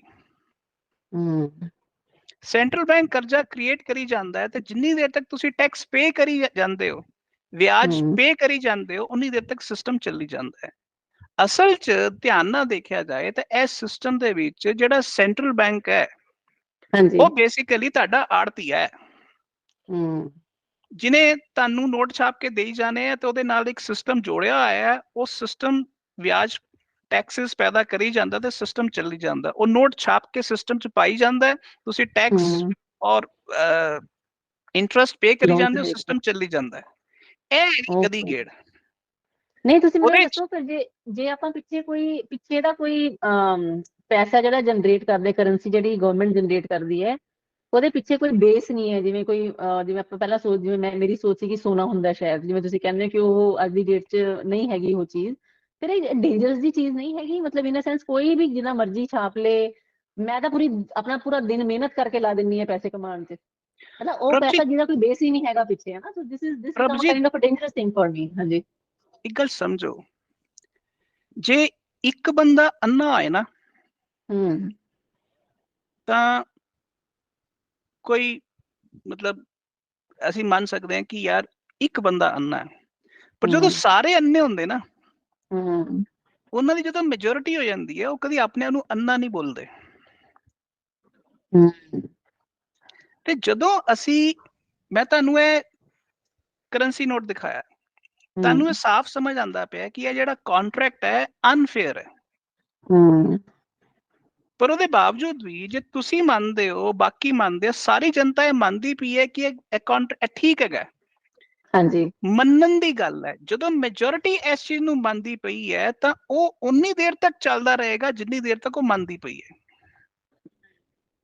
ਇਹਦੇ ਪਿੱਛੇ ਸਾਡਾ ਬਿਲੀਫ ਜਿਹੜਾ ਹੈਗਾ, ਹਾਂਜੀ, ਸਾਡਾ ਜਿਹੜਾ ਵਿਸ਼ਵਾਸ ਹੈਗਾ ਕਿ ਇਹ ਪੈਸਾ ਹੈ, ਇਸ ਕਰਕੇ ਚੱਲਦਾ ਪਿਆ। ਓਕੇ, ਇਹ ਬੇਸਿਕਲੀ ਆਪਣੇ ਤੇ ਡਿਪੈਂਡ ਕਰਦਾ ਹੈ, ਜਨਤਾ ਤੇ, ਹਨਾ, ਕਿਉਂਕਿ ਆਪਾਂ ਇਹਨੂੰ ਐਕਸੈਪਟ ਕੀਤਾ ਹੋਇਆ ਹੈ, ਆਪਾਂ ਇਹਨੂੰ ਬਲਾਈਂਡਲੀ ਲੈ ਕੇ ਚੱਲਦੇ ਹਾਂ ਵੀ ਓਕੇ, ਇੱਕ ਗਵਰਨਮੈਂਟ ਹੈ, ਉਹ ਸਾਨੂੰ ਸਾਂਭਦੀ ਹੈ ਕਿਸੇ ਤਰੀਕੇ ਨਾਲ, ਵੀ ਉਹਨੇ ਇੱਕ ਪੈਸਾ ਕੱਢਿਆ ਹੈ, ਅਸੀਂ ਉਹ ਪੈਸੇ ਦੇ ਆਧਾਰਿਤ ਹੀ ਆਪਣੀ ਲਾਈਫ ਪਲਾਨ ਕਰਨੀ, ਉਹਦੇ ਆਸ-ਪਾਸ ਹੀ ਪਲਾਨ ਕਰਨੀ ਹੈ, ਇਸ ਕਰਕੇ ਬਿਕੋਜ਼ ਐਕਸੈਪਟੇਬਿਲਿਟੀ ਹੈ, ਇਸ ਕਰਕੇ ਚੱਲਦਾ ਪਿਆ ਇਹ ਸਿਸਟਮ। ਔਰ ਇਹਦੇ 'ਚ ਇੱਕ ਹੋਰ ਕਮਾਲ ਦੀ ਚੀਜ਼ ਹੈ, ਹਾਂਜੀ, ਕਿ ਜੇ ਭਾਰਤ ਦੀ ਸਰਕਾਰ ਨੇ ਨੋਟ ਛਾਪਿਆ ਤੇ ਉਹਦੀ ਪਾਵਰ ਘੱਟ ਹੈ, ਤੇ ਜੇ ਕੈਨੇਡਾ, ਅਮਰੀਕਾ ਜਾਂ ਇੰਗਲੈਂਡ ਦੀ ਸਰਕਾਰ ਨੇ ਛਾਪਿਆ ਤੇ ਉਹਦੀ ਪਾਵਰ ਜ਼ਿਆਦਾ ਹੈਗੀ ਹੈ, ਕਿਉਂਕਿ ਉਹਦੀ ਡਿਮਾਂਡ ਜ਼ਿਆਦਾ ਹੈ। ਜਿਹਦੀ ਡਿਮਾਂਡ ਜ਼ਿਆਦਾ ਹੈਗੀ ਹੈ, ਉਹਦੀ ਐਕਸਚੇਂਜ ਰੇਸ਼ੋ ਦੇ ਵਿੱਚ ਉਹਦੀ ਵੈਲਿਊ ਵੀ ਜ਼ਿਆਦਾ ਹੋ ਜਾਂਦੀ ਹੈ। ਤੇ ਇਸ ਕਰਕੇ ਜਿਹੜੀ ਦੁਨੀਆ ਦੀ ਜਨਤਾ ਹੈਗੀ ਹੈ, ਉਹ ਘੱਟ ਪਾਵਰ ਵਾਲੇ ਨੋਟ ਦੀ ਬਜਾਏ ਵੱਡੀ ਪਾਵਰ ਵਾਲੇ ਨੋਟ ਦੇ ਮਗਰ ਭੱਜਣਾ ਸ਼ੁਰੂ ਕਰ ਦਿੰਦੀ ਹੈ। ਸੋ ਇੱਕ ਪਾਸੇ ਤਾਂ ਅਸੀਂ ਰੈਗੂਲਰ ਕਰੰਸੀ ਮਗਰ ਭੱਜਦੇ ਪਏ ਹਾਂ, ਦੂਜੀ ਪਾਸੇ ਉਹ ਰੈਗੂਲਰ ਕਰੰਸੀ ਦੇ ਵਿੱਚ ਇੱਕ ਹੋਰ ਦੌੜ ਹੈਗੀ ਹੈ ਵੱਡੀ ਪਾਵਰ ਵਾਲੀ ਕਰੰਸੀ ਦੇ ਮਗਰ ਭੱਜਣ ਦੀ। ਪਾਵਰ ਦਾ ਮਤਲਬ ਕੀ ਹੋਇਆ? ਮਤਲਬ ਪਾਵਰ ਦਾ ਮਤਲਬ ਜਦ ਕੋਈ ਵੀ ਕਿੰਨਾ ਵੀ ਛਾਪ ਸਕਦਾ, ਕੋਈ ਵੀ ਗਵਰਨਮੈਂਟ ਜਿੰਨੀ ਮਰਜ਼ੀ ਕਰੰਸੀ ਛਾਪੀ ਜਾਵੇ, ਤਾਂ ਫਿਰ ਪਾਵਰ ਗੇਮ ਇਹ 'ਚ ਕਿੰਨੀ ਆ ਗਈ, ਕਿਉਂ ਆ ਗਈ? ਇੰਡੀਆ ਕਿਉਂ ਨਹੀਂ ਛਾਪ ਸਕਦਾ ਮੋਰ, ਮਤਲਬ ਜ਼ਿਆਦਾ ਛਾਪ ਲੈ? ਨਹੀਂ ਨੋਟ ਯੂਐਸ ਦੇ ਬਰਾਬਰ। ਐਸਾ ਨਹੀਂ ਹੈ ਕਿ ਅਨਲਿਮਿਟਿਡ ਛਾਪੇ ਜਾ ਸਕਦਾ, ਕਿਉਂਕਿ ਹੁਣ ਕਾਗਜ਼ ਦੇ ਵਿੱਚ ਕਰੰਸੀ ਪੈਦਾ ਹੀ ਨਹੀਂ ਹੁੰਦੀ। ਹੁਣ ਸਾਰੀ ਕਰੰਸੀ ਡਿਜੀਟਲ ਹੋ ਚੁੱਕੀ ਹੋਈ ਹੈ। Okay, so currency over a period of time unlimited ਛਾਪੀ ਜਾ ਸਕਦੀ, ਪਰ ਜੇ ਤੁਸੀਂ ਅੱਜ ਹੀ ਇਕੱਠੀ ਅਨਲਿਮਿਟਿਡ ਕਰੰਸੀ ਛਾਪਣ ਦੀ ਕੋਸ਼ਿਸ਼ ਕਰੋਗੇ ਤਾਂ ਕਰੰਸੀ ਫਲॉप ਕਰ ਜਾਏਗੀ। ਓਕੇ, ਤੋ ਇਹ ਇੱਕ ਐਸਾ ਖੇਲ ਹੈਗਾ, ਜਿਹਨੂੰ ਜੇ ਤੁਸੀਂ ਲੰਬਾ ਖੇਲਣਾ ਚਾਹੋ, 10-15-20% ਡੈਪਰੀਸੀਏਸ਼ਨ ਤੁਹਾਡੀ ਹੁੰਦੀ ਰਹੇ, 10-15% ਇਨਫਲੇਸ਼ਨ ਹੁੰਦੀ ਰਹੇ, ਤੇ ਲੋਕੀ ਬਰਦਾਸ਼ਤ ਕਰਨਗੇ। ਬਿਲਕੁਲ ਇਸ ਤਰ੍ਹਾਂ ਹੈਗਾ ਕਿ ਇੱਕ ਜੇ ਡੱਡੂ ਨੂੰ ਗਰਮ ਪਾਣੀ 'ਚ ਸਿੱਧਾ ਸੁੱਟ ਦੋ ਤਾਂ ਛਾਲ ਮਾਰ ਕੇ ਬਾਹਰ ਆ ਜਾਏਗਾ, ਪਰ ਜੇ ਉਹ ਪਾਣੀ ਨੂੰ ਹੌਲੀ-ਹੌਲੀ ਗਰਮ ਕਰਨਾ ਸ਼ੁਰੂ ਕਰ ਦੋਗੇ ਤਾਂ ਉਹਨੂੰ ਪਤਾ ਹੀ ਨਹੀਂ ਚੱਲੇਗਾ ਕਿ ਮੈਂ ਬਾਹਰ ਕਦੋਂ ਆਣਾ। ਤੇ ਇਹ ਬੇਸਿਕਲੀ ਪਾਣੀ ਹੌਲੀ-ਹੌਲੀ ਗਰਮ ਹੋਣ ਵਾਲੀ ਗੱਲ ਲੱਗੀ ਹੈ। ਦੁਨੀਆ ਦੀ ਜਿੰਨੀਆਂ ਵੀ ਸੱਭਿਅਤਾਵਾਂ ਹੈਗੀਆਂ, ਉਹ 'ਚੋਂ 99% ਸੱਭਿਅਤਾਵਾਂ ਉਦੋਂ ਹੀ ਡੈਡ ਹੁੰਦੀਆਂ ਜਦੋਂ ਮਨੀ ਹੌਲੀ-ਹੌਲੀ ਉਹਦੀ ਵੈਲਿਊ ਘਟਣੀ ਸ਼ੁਰੂ ਹੋ ਜਾਂਦੀ, ਉਹਦੀ ਪਰਚੇਜ਼ਿੰਗ ਪਾਵਰ ਘਟਣੀ ਸ਼ੁਰੂ ਹੋ ਜਾਂਦੀ ਹੈ। ਔਰ ਇਹ ਕੇਵਲ ਰੁਪਏ ਦੇ ਨਾਲ ਹੀ ਨਹੀਂ ਹੋ ਰਿਹਾ, ਇਹ ਡਾਲਰ ਦੇ ਨਾਲ ਵੀ ਹੋ ਰਿਹਾ, ਇਹ ਪੌਂਡ ਦੇ ਨਾਲ ਵੀ ਹੋ ਰਿਹਾ, ਇਹ ਯੂਰੋ ਦੇ ਨਾਲ ਵੀ ਹੋ ਰਿਹਾ। ਸੋ ਇਹ ਪ੍ਰੋਸੈਸ ਜਿਹੜਾ ਹੈਗਾ, ਉਹ ਹੈ ਕਿ ਅਨਲਿਮਿਟਿਡ ਕਰੰਸੀ ਤੁਸੀਂ ਛਾਪ ਰਹੇ ਹੋ but over a period of time. ਜਿੱਦਾਂ 2008 ਤੋਂ ਪਹਿਲਾਂ ਅਮਰੀਕਾ ਦੀ ਬੈਲੈਂਸ ਸ਼ੀਟ ਦੇ ਵਿੱਚ ਸਿਰਫ 900 ਬਿਲੀਅਨ ਡਾਲਰ ਕਰੰਸੀ ਛਾਪੀ ਸੀ ਉਹਨਾਂ ਨੇ, ਸਿਰਫ 900 ਬਿਲੀਅਨ। 2008 ਦਾ ਫਾਈਨੈਂਸ਼ੀਅਲ ਕ੍ਰਾਈਸਿਸ ਆਇਆ, ਉਹ ਜੰਪ ਕਰਕੇ 5 ਟ੍ਰਿਲੀਅਨ ਯਾਨੀ ਕਿ 500 ਬਿਲੀਅਨ ਹੋ ਗਈ। ਓ ਮਾਈ ਗॉड, ਓਕੇ। 2020 ਦਾ ਕ੍ਰਾਈਸਿਸ ਆਇਆ, ਕੋਵਿਡ ਆਇਆ, ਤਾਂ ਉਹ 500 ਬਿਲੀਅਨ ਤੋਂ ਵੱਧ ਕੇ 900 ਬਿਲੀਅਨ ਹੋ ਗਈ। ਓਕੇ। ਹੁਣ ਜਿਹੜੀ ਮਹਿੰਗਾਈ ਆ ਰਹੀ ਹੈ ਉਹ ਐਸੇ ਕਰਕੇ ਆ ਰਹੀ ਹੈ। ਜਦੋਂ ਤੁਸੀਂ ਨੋਟ ਛਾਪੀ ਜਾਂਦੇ ਹੋ, ਉਹ ਮਹਿੰਗਾਈ ਆਈ ਜਾਂਦੀ ਹੈ ਔਰ ਤੁਸੀਂ ਮਹਿੰਗਾਈ ਦੇ ਵਿੱਚ ਹੋਰ ਮਿਹਨਤ ਕਰਦੇ ਹੋ। ਉਹ ਫਿਰ ਜਿੰਨਾ ਮਹਿੰਗਾਈ ਵਧੀ ਜਾਂਦੀ, ਤੁਹਾਨੂੰ ਹੋਰ ਮਿਹਨਤ ਕਰਨੀ ਪੈਂਦੀ ਹੈ, ਹੋਰ ਕਰਜ਼ੇ ਲੈਣੇ ਪੈਂਦੇ, ਉਸ ਗਦੀ ਗੇੜ ਏਦਾਂ ਘੁੰਮਦਾ ਰਹਿੰਦਾ ਔਰ ਉਨੀ ਦੇਰ ਤੱਕ ਘੁੰਮਦਾ ਰਹਿੰਦਾ ਜਿੰਨੀ ਦੇਰ ਤੱਕ ਜਾਂ ਤਾਂ ਸਿਸਟਮ ਨਾ ਡੈਡ ਹੋ ਜਾਏ ਜਾਂ ਤੁਸੀਂ ਨਾ ਡੈਡ ਹੋ ਜਾਓ। ਰਾਈਟ। ਤੇ ਇਹਦਾ ਮੈਨੂੰ ਇਹਦਾ ਇੱਕ ਜਾਲ ਟਾਈਪ ਲੱਗਦਾ ਹੈ ਕਿ ਜਿਸ ਤੁਸੀਂ ਨਿਕਲ ਨਹੀਂ ਸਕਦੇ ਹੈਗੇ। ਆਈ ਡੋਂਟ ਨੋ ਕਿ ਇਹਦਾ ਕੋਈ ਸੋਲੂਸ਼ਨ ਹੈ ਕਿ ਨਹੀਂ ਹੈ, ਪਰ ਤੁਹਾਨੂੰ ਕੀ ਲੱਗਦਾ ਕਿ ਜਿਹੜੇ ਆਪਣੇ ਫਿਊਚਰ ਬੈਂਕਿੰਗ ਸਿਸਟਮ ਹੋਣਗੇ ਜਾਂ ਫਾਈਨੈਂਸਿਸ ਦੇ ਸਿਸਟਮ ਹੋਣਗੇ, ਉਹ ਕਿਸ ਡਾਇਰੈਕਸ਼ਨ ਵੱਲ ਜਾ ਰਹੇ ਨੇ? ਦੇਖੋ ਪ੍ਰਭਜੀਤ, ਚੱਕਰ ਪਤਾ ਕੀ ਹੈ, ਹੁਣ ਮੈਂ ਜਿਹੜੀ ਗੱਲ ਕਰਨ ਜਾ ਰਿਹਾ ਉਹ ਗੱਲ ਜੇ ਦੇਸੀ ਭਾਸ਼ਾ ਚ ਕਰਾਂ ਤੇ ਬਾਨੀਏ ਵਾਲੀ ਗੱਲ ਲੱਗੀ ਹੈ। ਕਿਉਂ? ਕਿਉਂਕਿ ਤੁਸੀਂ ਕਦੀ ਜੱਟ ਔਰ ਆੜਤੀ ਦਾ ਰਿਸ਼ਤਾ ਦੇਖੋ ਨਾ, ਹਾਂਜੀ, ਤਾਂ ਜੱਟ ਕੋਲ ਉਹ ਪੈਸਾ ਆਂਦਾ ਹੈ, ਪਰ ਜਿਹੜੀ ਉਹਦੇ ਪਿੱਛੇ ਦਾ ਬਈ ਖਾਤਾ ਹੁੰਦਾ ਲੈਜਰ, ਉਹ ਆੜਤੀਏ ਕੋ ਰਹਿੰਦੀ ਹੈ। ਜੱਟ ਸਿਰਫ ਉੱਤੇ ਅੰਗੂਠਾ ਲਾਂਦਾ। ਤੁਸੀਂ ਮਨੀ ਔਰ ਲੈਜਰ ਦੇ ਵਿਚਕਾਰ ਦਾ ਜੇ ਰਿਸ਼ਤਾ ਧਿਆਨ ਨਾਲ ਦੇਖੋਗੇ ਤਾਂ ਤੁਹਾਨੂੰ ਚੀਜ਼ਾਂ ਸਮਝ ਆਉਣੀਆਂ ਸ਼ੁਰੂ ਹੋ ਜਾਣਗੀਆਂ। 2 ਸਾਲ ਬਾਅਦ ਜੱਟ ਕਹਿੰਦਾ ਬਾਊ ਕਿੰਨਾ ਪੈਸਾ ਰਹਿ ਗਿਆ, ਤੇ ਆੜਤੀਆ ਕਹਿੰਦਾ ਹਜੇ ਤਾਂ ਸੂਦ ਹੀ ਪੂਰਾ ਹੋਇਆ, ਮੂਲ ਤਾਂ ਹਜੇ ਰਹਿੰਦਾ ਹੈ। ਤੇ ਜੱਟ ਕਹਿੰਦਾ ਕਿੱਦਾਂ? ਕਹਿੰਦਾ ਇਹ ਦੇਖ ਲੈ ਬਈ ਖਾਤਾ। ਪ੍ਰੋਬਲਮ ਕੀ ਹੈ ਕਿ ਆਮ ਜਨਤਾ ਥੋੜਾ ਬਹੁਤਾ ਮਨੀ ਨੂੰ ਸਮਝਣ ਦੇ ਚੱਕਰ ਚ ਤਾਂ ਜਦੋਂ ਕੋਸ਼ਿਸ਼ ਕਰਦੀ ਹੈ ਤੇ ਉਹਨਾਂ ਨੂੰ ਗਦੀ ਗੇੜ ਐਡਾ ਔਖਾ ਲੱਗਦਾ ਕਿ ਉਹ ਹੱਥ ਖੜੇ ਕਰ ਦਿੰਦੇ ਆ। ਅਕਾਊਂਟ ਸਮਝਣੇ ਔਖੇ ਹੁੰਦੇ ਨੇ। ਹਾਂ, ਤੇ ਉਹ ਇਸ ਕਰਕੇ ਜਿਹੜੀ ਲੈਜਰ ਦੀ ਗੇਮ ਹੁੰਦੀ ਹੈ ਉਹ ਐਕਸਪਰਟਸ ਦੇ ਕੋਲ ਰਹਿ ਜਾਂਦੀ ਹੈ। ਔਰ ਦੁਨੀਆ ਦੇ ਵਿੱਚ ਮਨੀ ਤੋਂ ਵੀ ਵੱਡੀ ਚੀਜ਼ ਜਿਹੜੀ ਇੰਪੋਰਟੈਂਟ ਹੁੰਦੀ ਹੈ ਉਹ ਲੈਜਰ ਹੁੰਦੀ ਹੈ। ਇਹ ਗੱਲ ਬਹੁਤ ਘੱਟ ਕੋਈ ਬੰਦਾ ਤੁਹਾਡੇ ਸਾਹਮਣੇ ਕਹੇਗਾ, ਕਿਉਂਕਿ ਇਹ ਚੀਜ਼ ਕਦੀ-ਕਦੀ ਹੀ ਸਾਹਮਣੇ ਆਉਂਦੀ ਹੈ ਕਿ ਲੈਜਰ ਜ਼ਿਆਦਾ ਇੰਪੋਰਟੈਂਟ ਹੁੰਦੀ ਮਨੀ ਤੋਂ। ਫॉर एग्जांपल 2016 ਨਵੰਬਰ ਦੇ ਵਿੱਚ ਹਿੰਦੁਸਤਾਨ ਚ 500 ਔਰ 1000 ਦਾ ਨੋਟ ਡੀਮੋਨੇਟਾਈਜ਼ ਕਰ ਦਿੱਤਾ ਗਿਆ। ਹਾਂਜੀ, ਲੋਕੀ ਲਾਈਨ ਚ ਲੱਗ ਗਏ। 86% ਕਰੰਸੀ ਕਾਗਜ਼ ਹੋ ਗਈ ਔਰ ਸਰਕਾਰ ਨੇ ਲੋਕਾਂ ਨੂੰ ਲਾਈਨ ਚ ਲਵਾਤਾ, ਨਏ ਨੋਟ ਇਸ਼ੂ ਕਰ ਦਿੱਤੇ। ਕਿਉਂ? ਕਿਉਂਕਿ ਸਰਕਾਰ ਕੋ ਲੈਜਰ ਦਾ ਕੰਟਰੋਲ ਹੈਗਾ ਸੀ। ਆਮ ਇਨਸਾਨ ਕੋ ਲੈਜਰ ਦਾ ਕੰਟਰੋਲ ਨਹੀਂ ਹੁੰਦਾ। ਆਮ ਇਨਸਾਨ ਨੂੰ ਪਤਾ ਹੀ ਨਹੀਂ ਹੈ ਕਿ ਲੈਜਰ ਚ ਕੀ ਲਿਖਿਆ ਗਿਆ ਹੈ। ਸਰਕਾਰ ਔਰ ਆਮ ਇਨਸਾਨ ਦੇ ਰਿਸ਼ਤੇ ਔਰ ਜੱਟ ਔਰ ਆੜਤੀ ਦੇ ਰਿਸ਼ਤੇ ਚ ਕੋਈ ਫਰਕ ਨਹੀਂ ਹੈ। ਫਰਕ ਨਹੀਂ ਹੈ। ਉਹੀ ਹੈ ਕੰਟਰੋਲਿੰਗ ਪਾਵਰ ਕਿਹਦੇ ਕੋਲੇ ਹੈ, ਉਹੀ ਗੱਲ ਆ ਜਾਂਦੀ ਹੈ। ਸਰਕਾਰ ਕੋਲੇ ਹੈ, ਉਧਰ ਆੜਤੀਏ ਕੋਲੇ ਹੈ। ਯੈਸ। ਤੇ ਉਸ ਕਰਕੇ ਜਿਹੜੀ ਲੈਜਰ ਹੈਗੀ ਹੈ, ਜਿੰਨੀ ਦੇਰ ਤੱਕ ਇਹ ਲੈਜਰ ਖੋਲੀ ਨਹੀਂ ਜਾਏਗੀ, ਸ਼ੇਅਰਡ ਟਰੂਥ ਨਹੀਂ ਬਣੇਗੀ, ਜਨਤਾ ਦੇ ਸਾਹਮਣੇ ਨਹੀਂ ਰੱਖੀ ਜਾਏਗੀ, ਤੇ ਲੈਜਰ ਦੇ ਨਾਲ ਜੁੜੇ ਜਿੰਨੇ ਗੁਨਾਹ ਹੈਗੇ ਆ ਉਹ ਹੁੰਦੇ ਰਹਿਣਗੇ, ਕਿਉਂਕਿ ਲੈਜਰ ਦਾ ਕੰਟਰੋਲ ਮੁੱਠੀ ਭਰ ਲੋਕਾਂ ਕੋਲ ਹੁੰਦਾ ਹੈ। ਇਹ ਸਰ ਉਹੀ ਗੱਲ ਮੈਨੂੰ ਆ ਜਾਂਦੀ ਹੈ ਨਾ, ਜਿਵੇਂ ਆਪਣਾ ਕਾਸਟ ਸਿਸਟਮ ਹੈ ਜਿਹੜਾ, ਉਹਦੇ ਵਿੱਚ ਜਿਹੜੇ ਆਪਣੇ ਬਾਹਮਣ ਹੁੰਦੇ ਆ ਉਹਨਾਂ ਕੋਲੇ ਗ੍ਰੰਥ ਜਿਨ੍ਹਾਂ ਦਾ ਕੰਟਰੋਲ ਹੁੰਦਾ ਹੈ, ਤਾਂ ਆਪਣਾ ਆਮ ਬੰਦਾ ਤਾਂ ਸਮਝਦਾ ਨਹੀਂ ਕਿ ਗ੍ਰੰਥ 'ਚ ਲਿਖਿਆ ਕੀ ਹੋਇਆ ਹੈ ਹਨਾ। ਆਪਾਂ ਪੂਜਾ ਕਰਨ ਲਈ ਜਾਂ ਪਾਠ ਪੂਜਾ ਕਰਨ ਲਈ ਉਹਨਾਂ ਨੂੰ ਬੁਲਾਉਣਾ ਪੈਂਦਾ ਹੈ। ਉਹ ਕਿਉਂਕਿ ਆਪਾਂ ਐਕਸਪਰਟ ਨੂੰ ਬੁਲਾਉਂਦੇ ਆ, ਫਿਰ ਉਹ ਆਪ ਨੂੰ ਆ ਕੇ ਦੱਸਦੇ ਵੀ ਆਹ ਦਾਨ ਦਕਸ਼ਨਾ ਕਰੋ, ਮੰਤਰ ਪੜ੍ਹਦੇ ਨੇ ਆਪਣੇ ਅੱਗੇ ਆ ਕੇ, ਆਪਾਂ ਨੂੰ ਲੱਗਦਾ ਕਿ ਆਪਣੇ ਦੁੱਖ ਦੂਰ ਹੋ ਗਏ। ਉਸੇ ਤਰੀਕੇ ਦੀ ਐਕਸਪਰਟ ਦੀ ਗੱਲ ਆ ਜਾਂਦੀ ਹੈ, ਕਿਉਂਕਿ ਆਪਾਂ ਸਮਝਦੇ ਨਹੀਂ ਕਿ ਉੱਤੇ ਉਹ 'ਚ ਲਿਖਿਆ ਕੀ ਹੋਇਆ ਹੈ ਤੇ ਉਹ ਐਕਸਪਰਟ ਨੂੰ ਕੀ ਪਤਾ ਹੈ, ਕਰਕੇ ਆਪਾਂ ਫਿਰ ਬਲਾਈਂਡਲੀ ਫੇਥ ਕਰਨਾ ਪੈਂਦਾ ਇੱਕ ਦੂਜੇ ਤੇ, ਹਨਾ, ਇੱਕ ਟਰਸਟ ਕਰਨਾ ਪੈਂਦਾ ਹੈ।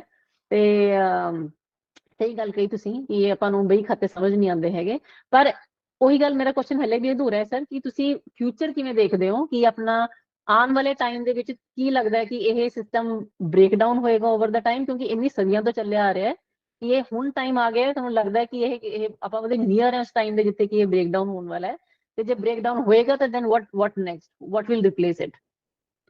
ਦੇਖੋ, ਅਸੀਂ ਮਨੀ ਤੋਂ ਸ਼ੁਰੂ ਹੋਏ ਸੀ ਤੇ ਲੈਜਰ ਤੇ ਆ ਗਏ, ਹਮ ਤੇ ਸਾਰੀ ਗੱਲ ਲੈਜਰ ਤੋਂ ਹੀ ਸ਼ੁਰੂ ਹੋਣੀ ਹੈ ਤੇ ਲੈਜਰ ਤੇ ਹੀ ਖਤਮ ਹੋਣੀ ਹੈ। ਹਮ ਯਾਦ ਰੱਖੋ, ਬਿਨਾ ਲੈਜਰ ਦੇ ਮਨੀ ਨਹੀਂ ਹੋ ਸਕਦੀ।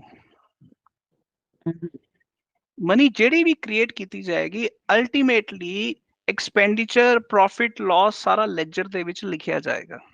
ਹਾਂਜੀ।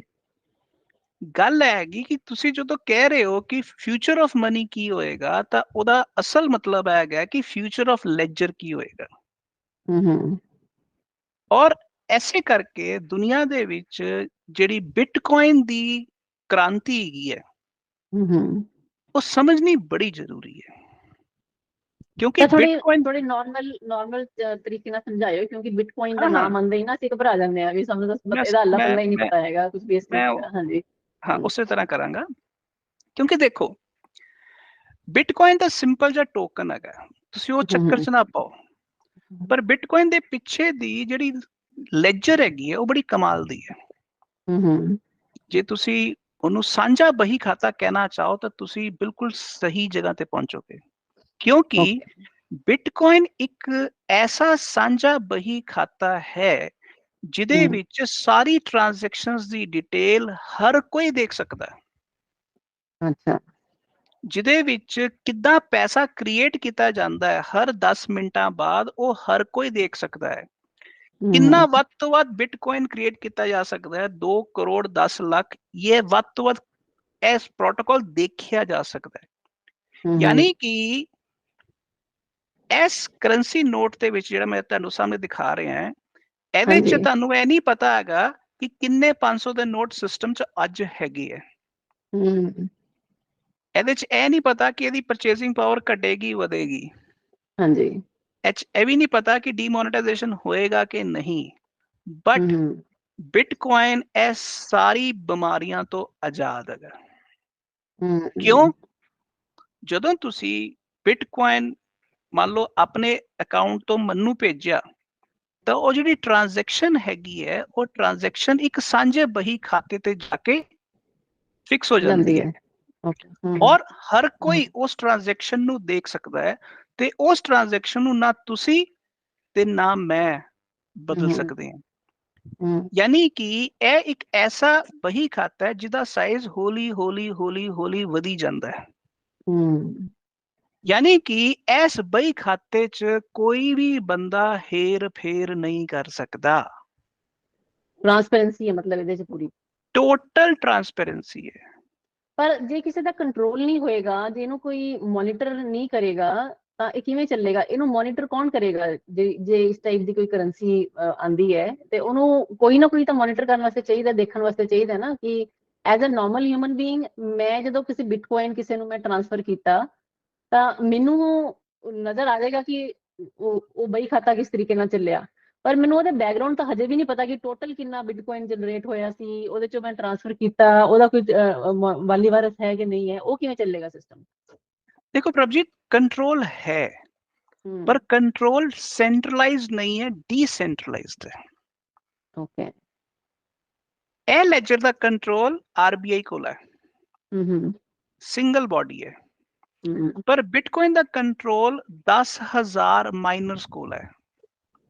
ਜਿਹੜੇ ਬਿਟਕੋਇਨ ਦੇ ਪਿੱਛੇ ਇੱਕ ਪ੍ਰੋਸੈਸ ਹੁੰਦਾ ਜਿਹਦਾ ਲੈਜਰ ਦੀ, ਜਿਹੜੇ ਬਈ ਖਾਤੇ ਦੀ ਦੇਖ ਰੇਖ ਕਰਨ ਵਾਲੇ ਜਿਹੜੇ ਲੋਕ ਹੁੰਦੇ ਹੈ, ਉਹਨਾਂ ਨੂੰ ਮਾਈਨਰਸ ਕਿਹਾ ਜਾਂਦਾ ਬਿਟਕੋਇਨ ਦੀ ਭਾਸ਼ਾ 'ਚ। ਉਹ ਲੋਕ ਉਹ ਲੈਜਰ ਨੂੰ, ਉਹ ਬਈ ਖਾਤੇ ਨੂੰ ਮੇਨਟੇਨ ਕਰਦੇ ਆ, ਔਰ ਉਹ ਮੇਨਟੇਨੈਂਸ ਦਾ ਜਿਹੜਾ ਪ੍ਰੋਸੈਸ ਹੈ, ਉਹ ਹਰ ਕੋਈ ਦੁਨੀਆ ਦੇ ਹਰ ਹਿੱਸੇ 'ਚੋਂ ਹਰ ਸੈਕਿੰਡ ਦੇਖ ਸਕਦਾ ਹੈ, ਤੇ ਉਹਦੇ ਵਿੱਚ ਬੇਈਮਾਨੀ ਕਰਨ ਦੀ ਪੋਸਿਬਿਲਿਟੀ ਬਹੁਤ ਬਹੁਤ ਘੱਟ ਹੈਗੀ ਹੈ। ਬਹੁਤ ਘੱਟ ਦਾ ਮਤਲਬ ਹੈ ਕਿ 1 in trillion ਇੰਨੀ ਘੱਟ ਹੈਗੀ ਹੈ। ਸੋ ਬੇਸਿਕਲੀ ਉਹ ਇੱਕ ਐਸਾ ਬਹੀ ਖਾਤਾ ਹੈਗਾ ਜਿਹਦੇ ਵਿੱਚ ਝੂਠ ਮਾਰਨ ਦੀ, ਗੜਬੜ ਕਰਨ ਦੀ, ਮਨੀ ਸਪਲਾਈ ਚੇਂਜ ਕਰਨ ਦੀ ਪੋਸਿਬਿਲਿਟੀ ਆਲਮੋਸਟ ਜ਼ੀਰੋ ਹੈ। ਐਸੇ ਕਰਕੇ ਜਨਤਾ ਉੱਤੇ ਵਿਸ਼ਵਾਸ ਕਰਦੀ ਹੈ। ਦੁਨੀਆ 'ਚ ਪਹਿਲੀ ਵਾਰੀ ਬਹੀ ਖਾਤਾ ਸੈਂਟਰਲ ਕੰਟਰੋਲ ਤੋਂ ਮੁਕਤ ਹੋ ਕੇ ਡੀਸੈਂਟਰਲਾਈਜ਼ ਕੰਟਰੋਲ ਦੇ ਵਿੱਚ ਸ਼ਿਫਟ ਹੋਇਆ।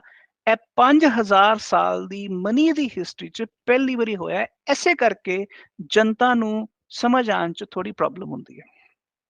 ਕੀ ਆਪਾਂ ਕਹਿ ਸਕਦੇ ਹਾਂ ਇਨ ਅ ਸਿੰਪਲ ਟਰਮ ਕਿ ਇਹ ਬਾਰਟਰ ਸਿਸਟਮ ਹੈ, ਇਨ ਅ ਸੈਂਸ ਕਿ ਜਿਹੜਾ ਆਪਣੀ ਰਿਕੁਆਇਰਮੈਂਟ ਸਟਾਰਟ ਹੋਈ ਸੀ ਬਹੁਤ ਸਦੀਆਂ ਪਹਿਲਾਂ, ਜਦੋਂ ਹਿਊਮੈਨਿਟੀ ਮਤਲਬ ਇਸ ਸੋਸ਼ਲ ਉਹਦੇ ਅੱਗੇ ਸਟਾਰਟ ਹੋਈ ਹੈ, ਸੋਸ਼ਲ ਨੈਟਵਰਕ ਸਟਾਰਟ ਹੋਇਆ ਹੈ, ਕਿ ਉਸ ਟਾਈਮ ਤੇ ਲੈਣ ਦੇਣ ਦਾ ਚੱਕਰ ਹੁੰਦਾ ਸੀ ਸਿਰਫ ਕਿ ਮੈਂ ਵੀਟ ਪ੍ਰੋਡਿਊਸ ਕੀਤੀ ਹੈ, ਕਿਸੇ ਬੰਦੇ ਕੋਲੇ ਕੁਝ ਹੋਰ ਹੈ, ਸਬਜ਼ੀਆਂ ਪ੍ਰੋਡਿਊਸ ਕੀਤੀਆਂ ਨੇ ਤਾਂ ਮੈਂ ਵੀਟ ਦਊਂਗੀ ਉਹਨੂੰ ਤੇ ਉਹ ਮੈਨੂੰ ਸਬਜ਼ੀਆਂ ਦੇਗਾ, ਤਾਂ ਕਿ ਦੋਨਾਂ ਦਾ ਘਰ ਚੱਲਦਾ ਰਹੇ ਠੀਕ ਤਰੀਕੇ ਨਾਲ, ਹਨਾ। ਇੱਕ ਬਾਰਟਰ ਸਿਸਟਮ ਸੀਗਾ ਤੇ ਉੱਥੋਂ ਹੀ ਕਿਤੇ ਨਾ ਕਿਤੇ ਜਨਰੇਟ ਹੋ ਕੇ ਫਿਰ ਮਨੀ ਬਣਿਆ। ਫਿਰ ਅੱਗੇ ਆਪਾਂ ਅੱਜ ਇਸ ਜਗ੍ਹਾ ਤੇ ਬੈਠੇ ਹਾਂ ਕਿ ਜਿੱਥੇ ਕਿ ਮਨੀ ਬਹੁਤ ਵੱਡੀ ਚੀਜ਼ ਬਣ ਚੁੱਕੀ ਹੈ ਇੱਕ, ਰਾਈਟ। ਤੇ ਕੀ ਆਪਾਂ ਕਹਿ ਸਕਦੇ ਹਾਂ ਕਿ ਜਿਹੜੇ ਇਸ ਟਾਈਪ ਦੀ ਨਵੀਂ ਚੀਜ਼ਾਂ ਆ ਰਹੀਆਂ ਨੇ, ਜਿਵੇਂ ਬਿਟਕੋਇਨ ਵਗੈਰਾ ਆ ਰਹੇ ਨੇ, ਇਹ ਇਸ ਚੀਜ਼ ਤੇ ਆਧਾਰਿਤ ਨੇ ਕਿ ਤੁਹਾਡੀ ਟ੍ਰਾਂਜੈਕਸ਼ਨ ਟੂ ਟ੍ਰਾਂਜੈਕਸ਼ਨ, ਜਿਹੜੀ ਇੱਕ ਘਰ ਦੀ ਟ੍ਰਾਂਜੈਕਸ਼ਨ ਵਰਸਸ ਦੂਸਰੇ ਘਰ ਦੀ ਟ੍ਰਾਂਜੈਕਸ਼ਨ ਮੁਕੰਮਲ ਹੋ ਜਾਣ ਬੜੇ ਕਲੀਅਰ ਤਰੀਕੇ ਨਾਲ, ਕਿਉਂਕਿ ਪੈਸਾ ਵੀ ਹੈ ਤਾਂ ਉਹੀ ਚੀਜ਼ ਨਾ ਸਰ, ਹੈ ਤਾਂ ਸੇਮ ਚੀਜ਼ ਹੀ, ਰਾਈਟ। ਤੇ ਆਪਾਂ ਨੂੰ ਕੰਪਲੀਟ ਟ੍ਰਾਂਜੈਕਸ਼ਨ ਬੇਸਿਸ ਤੇ ਕਿਉਂ ਨਹੀਂ ਕਰ ਸਕਦੇ? ਆਪਾਂ ਨੂੰ ਨਾਮ ਦੇਣ ਦੀ ਕੀ ਲੋੜ ਹੈ ਕਿ ਅੱਜ ਬਿਟਕੋਇਨ ਹੈ ਜੀ, ਜਾਂ ਪੈਸਾ ਹੈ, ਜਾਂ ਡਾਲਰ ਹੈ ਕਰਕੇ? Can't we keep it at a transactional level? ਦੇਖੋ, ਇਹ ਸਵਾਲ ਜਿਹੜਾ ਤੁਸੀਂ ਪੁੱਛਦੇ ਪਏ ਹੋ, ਅਸਲ 'ਚ ਮੋਨੇਟਰੀ ਵਰਲਡ ਦਾ ਸਭ ਨਾਲੋਂ ਔਖਾ ਸਵਾਲ ਹੈ। ਇਹ ਤੁਸੀਂ ਸਵਾਲ ਚਾਹੇ ਭੋਲੇ ਪਾ ਪੁੱਛਿਆ, ਪਰ ਦੁਨੀਆ ਦਾ ਸਭ ਨਾਲੋਂ ਔਖਾ ਸਵਾਲ ਹੈ। ਉਹਦਾ ਕਾਰਨ ਇਹ ਹੈਗਾ ਕਿ ਮਨੀ ਦੇ ਬੇਸਿਕਲੀ 3 ਫੰਕਸ਼ਨਸ ਹੁੰਦੇ ਆ। ਪਹਿਲਾ ਫੰਕਸ਼ਨ ਹੁੰਦਾ unit of account. Unit of account ਦਾ ਮਤਲਬ ਹੈ ਕਿ 1 ਦਰਜਨ ਕੇਲਿਆਂ ਦਾ ਕੀ ਭਾਅ ਹੈ, 2 ਦਰਜਨ ਦਾ ਕੀ ਭਾਅ ਹੈ, 2 ਕਿਲੋ ਅੰਬ ਦਾ ਕੀ ਭਾਅ ਹੈ, 1 ਮੀਟਰ ਦਾ ਕੱਪੜੇ ਦਾ ਕੀ ਭਾਅ ਹੈ। Unit of account. ਅਸੀਂ ਚੀਜ਼ਾਂ ਦੀ ਵੈਲਿਊ ਨੂੰ ਮਨੀ 'ਚ ਜਦੋਂ ਮੈਜ਼ਰ ਕਰਦੇ ਆ ਤਾਂ ਮਨੀ ਦਾ ਸਭ ਨਾਲੋਂ ਇੰਪੋਰਟੈਂਟ ਫੰਕਸ਼ਨ ਹੁੰਦਾ ਯੂਨਿਟ ਆਫ ਅਕਾਊਂਟ।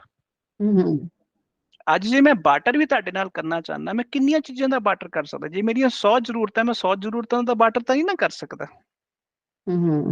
ਤੇ ਮੈਨੂੰ ਆਪਣੀ ਜ਼ਰੂਰਤ ਨੂੰ ਇੱਕ ਯੂਨਿਟ ਆਫ ਅਕਾਊਂਟ ਦੇ ਨਾਲ ਜੋੜਨਾ ਹੀ ਪਏਗਾ। ਇਹ ਸਾਡੀ ਇਨਸਾਨੀ ਜ਼ਰੂਰਤ ਹੈ। ਓਕੇ, ਯਾ ਇਸ ਕਰਕੇ ਆਪਾਂ ਨੂੰ ਕੋਈ ਨਾ ਕੋਈ ਯੂਨਿਟ ਦੀ ਲੋੜ ਪੈਂਦੀ ਹੈ। ਇੱਕ ਸਟੈਂਡਰਡ ਰੈਫਰੈਂਸ ਤਾਂ ਚਾਹੀਦਾ ਹੀ ਚਾਹੀਦਾ ਨਾ। ਚਾਹੇ ਮੈਂ ਪਿੰਡ 'ਚ ਰਵਾਂ, ਚਾਹੇ ਸ਼ਹਿਰ 'ਚ ਰਵਾਂ, ਚਾਹੇ ਮੈਂ ਅਮਰੀਕਾ 'ਚ ਰਵਾਂ, ਚਾਹੇ ਮੈਂ ਇੰਡੀਆ 'ਚ ਰਵਾਂ। ਪਹਿਲਾ ਤਾਂ ਹੋ ਗਿਆ ਤੁਸੀਂ ਵੈਲਿਊ ਨੂੰ ਮੈਜ਼ਰ ਕਰਦੇ ਹੋ ਕਿ ਕਿੰਨੇ ਪੈਸਿਆਂ ਦਾ ਕਿੰਨਾ ਕੰਮ, ਜਾਂ ਕਿੰਨੇ ਪੈਸਿਆਂ ਦਾ ਕਿੰਨਾ ਪਾਰਟਿਕੂਲਰ ਗੁੱਡ, ਕੋਈ ਸਮਾਨ। ਹਾਂਜੀ। ਦੂਜਾ, ਜਦੋਂ ਉਹ ਫਾਈਨਲ ਹੁੰਦਾ, ਫਿਰ ਦੂਜਾ ਕੰਮ ਹੁੰਦਾ ਹੈ ਮੀਡੀਅਮ ਆਫ ਐਕਸਚੇਂਜ ਮਨੀ ਦਾ, ਕਿ ਤੁਸੀਂ ਉਹਨੂੰ $100 ਦਿੱਤੇ ਤੇ ਉਹਦੇ ਬਦਲੇ ਸਮਾਨ ਲੈ ਲਿਆ। ਹਾਂਜੀ। ਤੇ ਤੀਜਾ ਹੁੰਦਾ ਹੈ ਸਟੋਰ ਆਫ ਵੈਲਿਊ। ਹੁਣ ਸਟੋਰ ਆਫ ਵੈਲਿਊ 'ਚ ਮੰਨ ਲਓ ਤੁਸੀਂ $10,000 ਮਹੀਨੇ ਦੇ ਕਮਾਏ, ਤੇ ਤੁਸੀਂ $2,000 ਸੇਵ ਕਰ ਲਏ। ਕਿਉਂ? ਤੁਸੀਂ ਇਸ ਕਰਕੇ ਸੇਵ ਕਰਦੇ ਕਿ ਕੱਲ ਨੂੰ ਉਹਦੀ ਲੋੜ ਪੈ ਸਕਦੀ ਹੈ। ਤੁਸੀਂ ਉਹ ਸਟੋਰ ਆਫ ਵੈਲਿਊ ਨੂੰ, ਚਾਹੇ ਤੁਸੀਂ ਮਿਊਚੁਅਲ ਫੰਡ ਚਲਾਤਾ, ਪੈਨਸ਼ਨ ਫੰਡ ਚਲਾਤਾ, ਗ੍ਰੈਚੁਇਟੀ 'ਚ ਚਲੇ ਗਏ, ਕਿਤੇ ਵੀ ਚਲੇ ਗਏ, ਤੁਸੀਂ ਉਹਨੂੰ ਇਹ 3 ਫੰਕਸ਼ਨ ਹੁੰਦੇ ਤੇ ਇਹ 3 ਫੰਕਸ਼ਨ ਤੁਹਾਨੂੰ ਪੂਰੇ ਕਰਨੇ ਹੀ ਕਰਨੇ ਆ। ਇਸ ਕਰਕੇ ਤੁਸੀਂ ਇਹ ਨਹੀਂ ਸੋਚ ਸਕਦੇ ਕਿ ਇਹ ਫੰਕਸ਼ਨਸ ਤੋਂ ਤੁਸੀਂ ਬਾਈਪਾਸ ਕਰਕੇ ਤੁਸੀਂ ਮਨੀ ਦੀ ਐਫੀਸ਼ੀਐਂਸੀ ਨੂੰ ਯੂਜ਼ ਕਰ ਸਕਦੇ ਹੋ। ਤੇ ਸਾਨੂੰ ਲੱਗਦਾ ਕਿ ਕਿਉਂਕਿ ਅਸੀਂ ਆਪਣੇ ਲੈਵਲ ਤੇ ਨਹੀਂ ਕਰ ਸਕਦੇ, ਅਸੀਂ ਇੱਕ ਸੈਂਟਰਲਾਈਜ਼ਡ ਪਾਵਰ ਨੂੰ, ਆਰਬੀਆਈ ਨੂੰ ਜਾਂ ਸੈਂਟਰਲ ਬੈਂਕ ਨੂੰ ਕਹਿੰਦੇ ਹਾਂ ਕਿ ਤੁਸੀਂ ਇਹ ਕੰਮ ਸਾਡੇ ਲਈ ਕਰੋ। ਆਊਟਸੋਰਸ ਕਰ ਦਿੰਦੇ ਆਪਾਂ ਉਸ ਚੀਜ਼ ਨੂੰ। ਅਸੀਂ ਆਊਟਸੋਰਸ ਕਰ ਦਿੰਦੇ ਹਾਂ। ਅਸੀਂ ਆਪਣੇ ਸਿਰ ਦੇ ਉੱਪਰ ਇੱਕ ਆੜਤੀਆ ਪਾ ਦਿੰਦੇ ਹਾਂ। ਉਹਦੇ ਨਾਲ ਹੁੰਦਾ ਕੀ ਹੈ ਕਿ ਥੋੜੀ ਦੇਰ ਲਈ ਤਾਂ ਉਹ ਆੜਤੀਆ ਬੜਾ ਵਧੀਆ ਕੰਮ ਕਰਦਾ, ਸਾਡੇ ਸਾਰੀ ਜ਼ਰੂਰਤਾਂ ਪੂਰੀਆਂ ਕਰਦਾ। ਤੁਸੀਂ ਜੇ ਜੱਟ ਔਰ ਆੜਤੀ ਦਾ ਰਿਸ਼ਤਾ ਦੇਖੋ ਤਾਂ ਉਹ ਹਰ ਕਿਸਮ ਦੇ ਸੋਸ਼ਲ, ਰਿਲੀਜੀਅਸ, ਕਲਚਰਲ, ਇਕਨੋਮਿਕ ਚੀਜ਼ਾਂ ਦੇ ਵਿੱਚ ਆਪਸ 'ਚ ਇਕੱਠੇ ਰਹਿੰਦੇ ਆ। ਪਰ ਜਿਹੜਾ ਪਾਵਰ ਰਿਲੇਸ਼ਨਸ਼ਿਪ ਹੈਗਾ, ਉਹਦੇ ਵਿੱਚ ਆੜਤੀਆ ਉੱਪਰ ਹੁੰਦਾ ਹੈ। ਸੋ ਉਸੇ ਤਰ੍ਹਾਂ ਜਦੋਂ ਅਸੀਂ ਗਵਰਨਮੈਂਟ ਨੂੰ ਪਾਵਰ ਦੇ ਦਿੰਨੇ ਆ ਮਨੀ ਕੰਟਰੋਲ ਕਰਨ ਦੀ, ਤਾਂ ਉਹਦੇ ਵਿੱਚ ਸਾਨੂੰ ਥੋੜੀ ਦੇਰ ਲੱਗਦਾ ਹੈ ਕਿ ਸਾਡਾ ਫਾਇਦਾ ਹੋ ਰਿਹਾ, but over a period of time 10 ਸਾਲ 20 ਪਾਵਰ ਉਧਰ ਸਾਲ ਚਲੇ 50 ਜਾਂਦੀ ਹੈ। ਸਾਲ ਬਾਅਦ ਸਾਰੀ ਪਾਵਰ ਬੈਲੈਂਸ ਉਹਦੇ ਵਾਲੇ ਪਾਸੇ ਝੁਕ ਜਾਂਦਾ, ਤੇ ਜਿਹਦੇ ਕੋਲ ਉਹ ਪਾਵਰ ਦਾ ਕੰਟਰੋਲ ਹੈ ਤੇ ਉੱਥੇ ਫਿਰ ਅਮੀਰ ਔਰ ਗਰੀਬ ਵਾਲੇ ਮਾਮਲੇ ਵਧੀ ਜਾਂਦੇ ਹੈਗੇ। ਇਹ ਸਰ ਗਵਰਨਮੈਂਟ ਵੱਲੋਂ ਸੋਚੀ ਸਮਝੀਆਂ ਸਟ੍ਰੈਟਜੀਜ਼ ਹੁੰਦੀਆਂ ਨੇ ਕਿ ਆਪਾਂ ਇੰਨਾ % ਸੋਸਾਇਟੀ ਦਾ ਗਰੀਬ ਰੱਖਣਾ ਹੈ, ਇੰਨਾ % ਆਪਾਂ ਮਿਡਲ ਕਲਾਸ ਰੱਖਣੀ ਹੈ, ਇੰਨਾ % ਰਿਚ ਰੱਖਣਾ ਹੈ। ਕੀ ਇਹ ਬੜਾ ਪਲਾਨ ਤਰੀਕੇ ਨਾਲ ਗਵਰਨਮੈਂਟ ਵੱਲੋਂ ਕੀਤਾ ਜਾਂਦਾ ਹੈ ਕਿ ਇਹ ਆਪਣੇ ਆਪ ਹੀ ਇੱਕ ਸੋਸ਼ਲ ਸਟਰਕਚਰ ਹੈ ਜੋ ਕਿ ਓਵਰ ਦਾ ਟਾਈਮ ਬਿਲਡ ਹੁੰਦਾ ਜਾਂਦਾ ਹੈ ਆਟੋਮੈਟਿਕਲੀ? ਦੇਖੋ, ਜਦੋਂ ਮਨੀ ਸਿਸਟਮ ਤੁਹਾਡੇ ਕੰਟਰੋਲ 'ਚ ਹੋ ਜਾਂਦਾ ਨਾ, ਤਾਂ ਤੁਸੀਂ ਸਟਰਕਚਰ ਨੂੰ ਕੰਟਰੋਲ ਕਰ ਸਕਦੇ ਹੋ। ਮੈਂ ਤੁਹਾਨੂੰ ਇੱਕ ਛੋਟੀ ਜਿਹੀ ਉਦਾਹਰਨ ਦਿੰਦਾ, ਜਿਹੜੀ ਮੈਂ ਮੋਹਨਜੀਤ ਦੇ ਨਾਲ ਡਿਸਕਸ ਕੀਤੀ ਸੀ ਕਿ ਹਿੰਦੁਸਤਾਨ 'ਚ ਕਿਸਾਨ ਗਰੀਬ ਹੈ, ਕਿਸਾਨ ਆਤਮ ਹੱਤਿਆ ਕਰਨ ਤੇ ਮਜਬੂਰ ਹੈ, ਜਦਕਿ ਕਿਸਾਨ ਕੋ ਜ਼ਮੀਨ ਹੈਗੀ ਹੈ। ਜਿਹੜਾ ਜ਼ਮੀਨ ਦਾ ਮਾਲਕ ਹੈ ਉਹ ਗਰੀਬ ਕਿੱਦਾਂ ਹੋ ਸਕਦਾ? ਬੜੀ ਸਿੰਪਲ ਜੀ ਗੱਲ ਹੈਗੀ ਹੈ। ਮੈਂ ਤੁਹਾਨੂੰ ਇੱਕ ਉਦਾਹਰਨ ਦੇ ਨਾਲ ਸਮਝਾਉਣਾ ਕਿ ਜੇ ਮੇਰੇ ਕੋਲ ਬੰਗਲੌਰ ਦੇ ਵਿੱਚ 100 ਗਜ ਦਾ ਪਲਾਟ ਹੋਏ ਤੇ ਮੈਂ 100 ਗਜ ਦੇ ਪਲਾਟ ਦੇ ਅਗੇਂਸਟ 2 ਕਰੋੜ ਰੁਪਏ ਦਾ ਬੈਂਕ ਤੋਂ ਲੋਨ ਲੈ ਸਕਦਾ। 2 ਕਰੋੜ ਰੁਪਏ ਦਾ। ਪਰ ਪੰਜਾਬ ਦੇ ਵਿੱਚ ਜੇ ਕੋਈ ਕਿਸਾਨ ਕੋ 2 ਕਿੱਲੇ ਜ਼ਮੀਨ ਵੀ ਹੈ, ਉਹ 2 ਕਿੱਲੇ ਦੇ ਬਦਲੇ ਸਰਕਾਰ ਤੋਂ 2 ਕਰੋੜ ਛੱਡੋ 20 ਲੱਖ ਦਾ ਲੋਨ ਵੀ ਨਹੀਂ ਲੈ ਸਕਦਾ। ਕਿਉਂ? ਕਿਉਂਕਿ ਬੈਂਕਿੰਗ ਸਿਸਟਮ ਐਗਰੀਕਲਚਰ ਲੈਂਡ ਦੇ ਉੱਪਰ ਕ੍ਰੈਡਿਟ ਹੀ ਵੱਧ ਤੋਂ ਵੱਧ 1 ਕਿੱਲੇ ਮਗਰ 1 ਲੱਖ ਰੁਪਏ ਦਿੰਦਾ। ਕੋਈ ਕੰਟਰੋਲ ਦੀ ਗੱਲ ਆ ਜਾਂਦੀ ਹੈ ਫਿਰ ਕਿ ਕੰਟਰੋਲ ਉਹਨੂੰ ਇਸ ਦੀ ਗੱਲ ਤਰੀਕੇ ਆ ਨਾਲ ਗਈ। ਕੰਟਰੋਲ ਕੀਤਾ ਗਿਆ। ਨਹੀਂ ਫਿਰ ਜਦੋਂ ਸਰਕਾਰਾਂ ਕਹਿੰਦੀਆਂ ਨੇ ਕਿ ਗਰੀਬੀ ਬਹੁਤ ਹੈ ਜਾਂ ਕਿਸਾਨ ਗਰੀਬ ਹੈ, ਅਸੀਂ ਉਹਨਾਂ ਦੀ ਹੈਲਪ ਕਰਨਾ ਚਾਹੁੰਦੇ ਹਾਂ, ਫਿਰ ਉਹ ਇਹਦੇ 'ਚ ਸ਼ਿਫਟ ਕਿਉਂ ਨਹੀਂ ਲੈ ਕੇ ਆਉਂਦੇ ਹੈਗੇ? ਮਤਲਬ ਉਹ ਉਹਨਾਂ ਲਈ ਤਾਂ ਬੜਾ ਈਜ਼ੀ ਹੈ ਫਿਰ ਤਾਂ ਹੈਲਪ ਕਰਨਾ, ਨਹੀਂ? ਤੁਸੀਂ ਉਹ ਆਪਣੀ ਪਾਵਰ ਦੇਖੋ, ਨੂੰ ਯੂਜ਼ ਕਰਕੇ ਉਹਨਾਂ ਦੀ ਹੈਲਪ ਜੇ ਕਰਨਾ ਚਾਹੋ ਤਾਂ ਕਰ ਸਕਦੇ ਆ ਨਾ, ਫਿਰ ਤਾਂ ਗਵਰਨਮੈਂਟ ਬਿਲਕੁਲ ਉਹਨੂੰ ਕਰ ਈਜ਼ੀਲੀ ਸਕਦੇ ਆ, ਇਰੈਡੀਕੇਟ ਕਰ ਸਕਦੀ ਹੈ। ਬਿਲਕੁਲ ਕਰ ਸਕਦੇ ਆ, ਪਰ ਉਹਦੇ ਵਿੱਚ ਸਿੰਪਲ ਜੀ ਗੱਲ ਆ, ਉਹਨਾਂ ਨੂੰ ਸਿਸਟਮ ਬਦਲਣਾ ਪਏਗਾ, ਜੋ ਕਿ ਔਖਾ ਹੈ, ਜੋ ਉਹਨਾਂ ਲਈ ਔਖਾ। ਔਰ ਮੈਂ ਉਦਾਹਰਨ ਨਾਲ ਸਮਝਾਣਾ ਕਿ ਸਿਸਟਮ ਕਿਉਂ ਬਦਲਣਾ ਔਖਾ ਉਹਨਾਂ ਲਈ।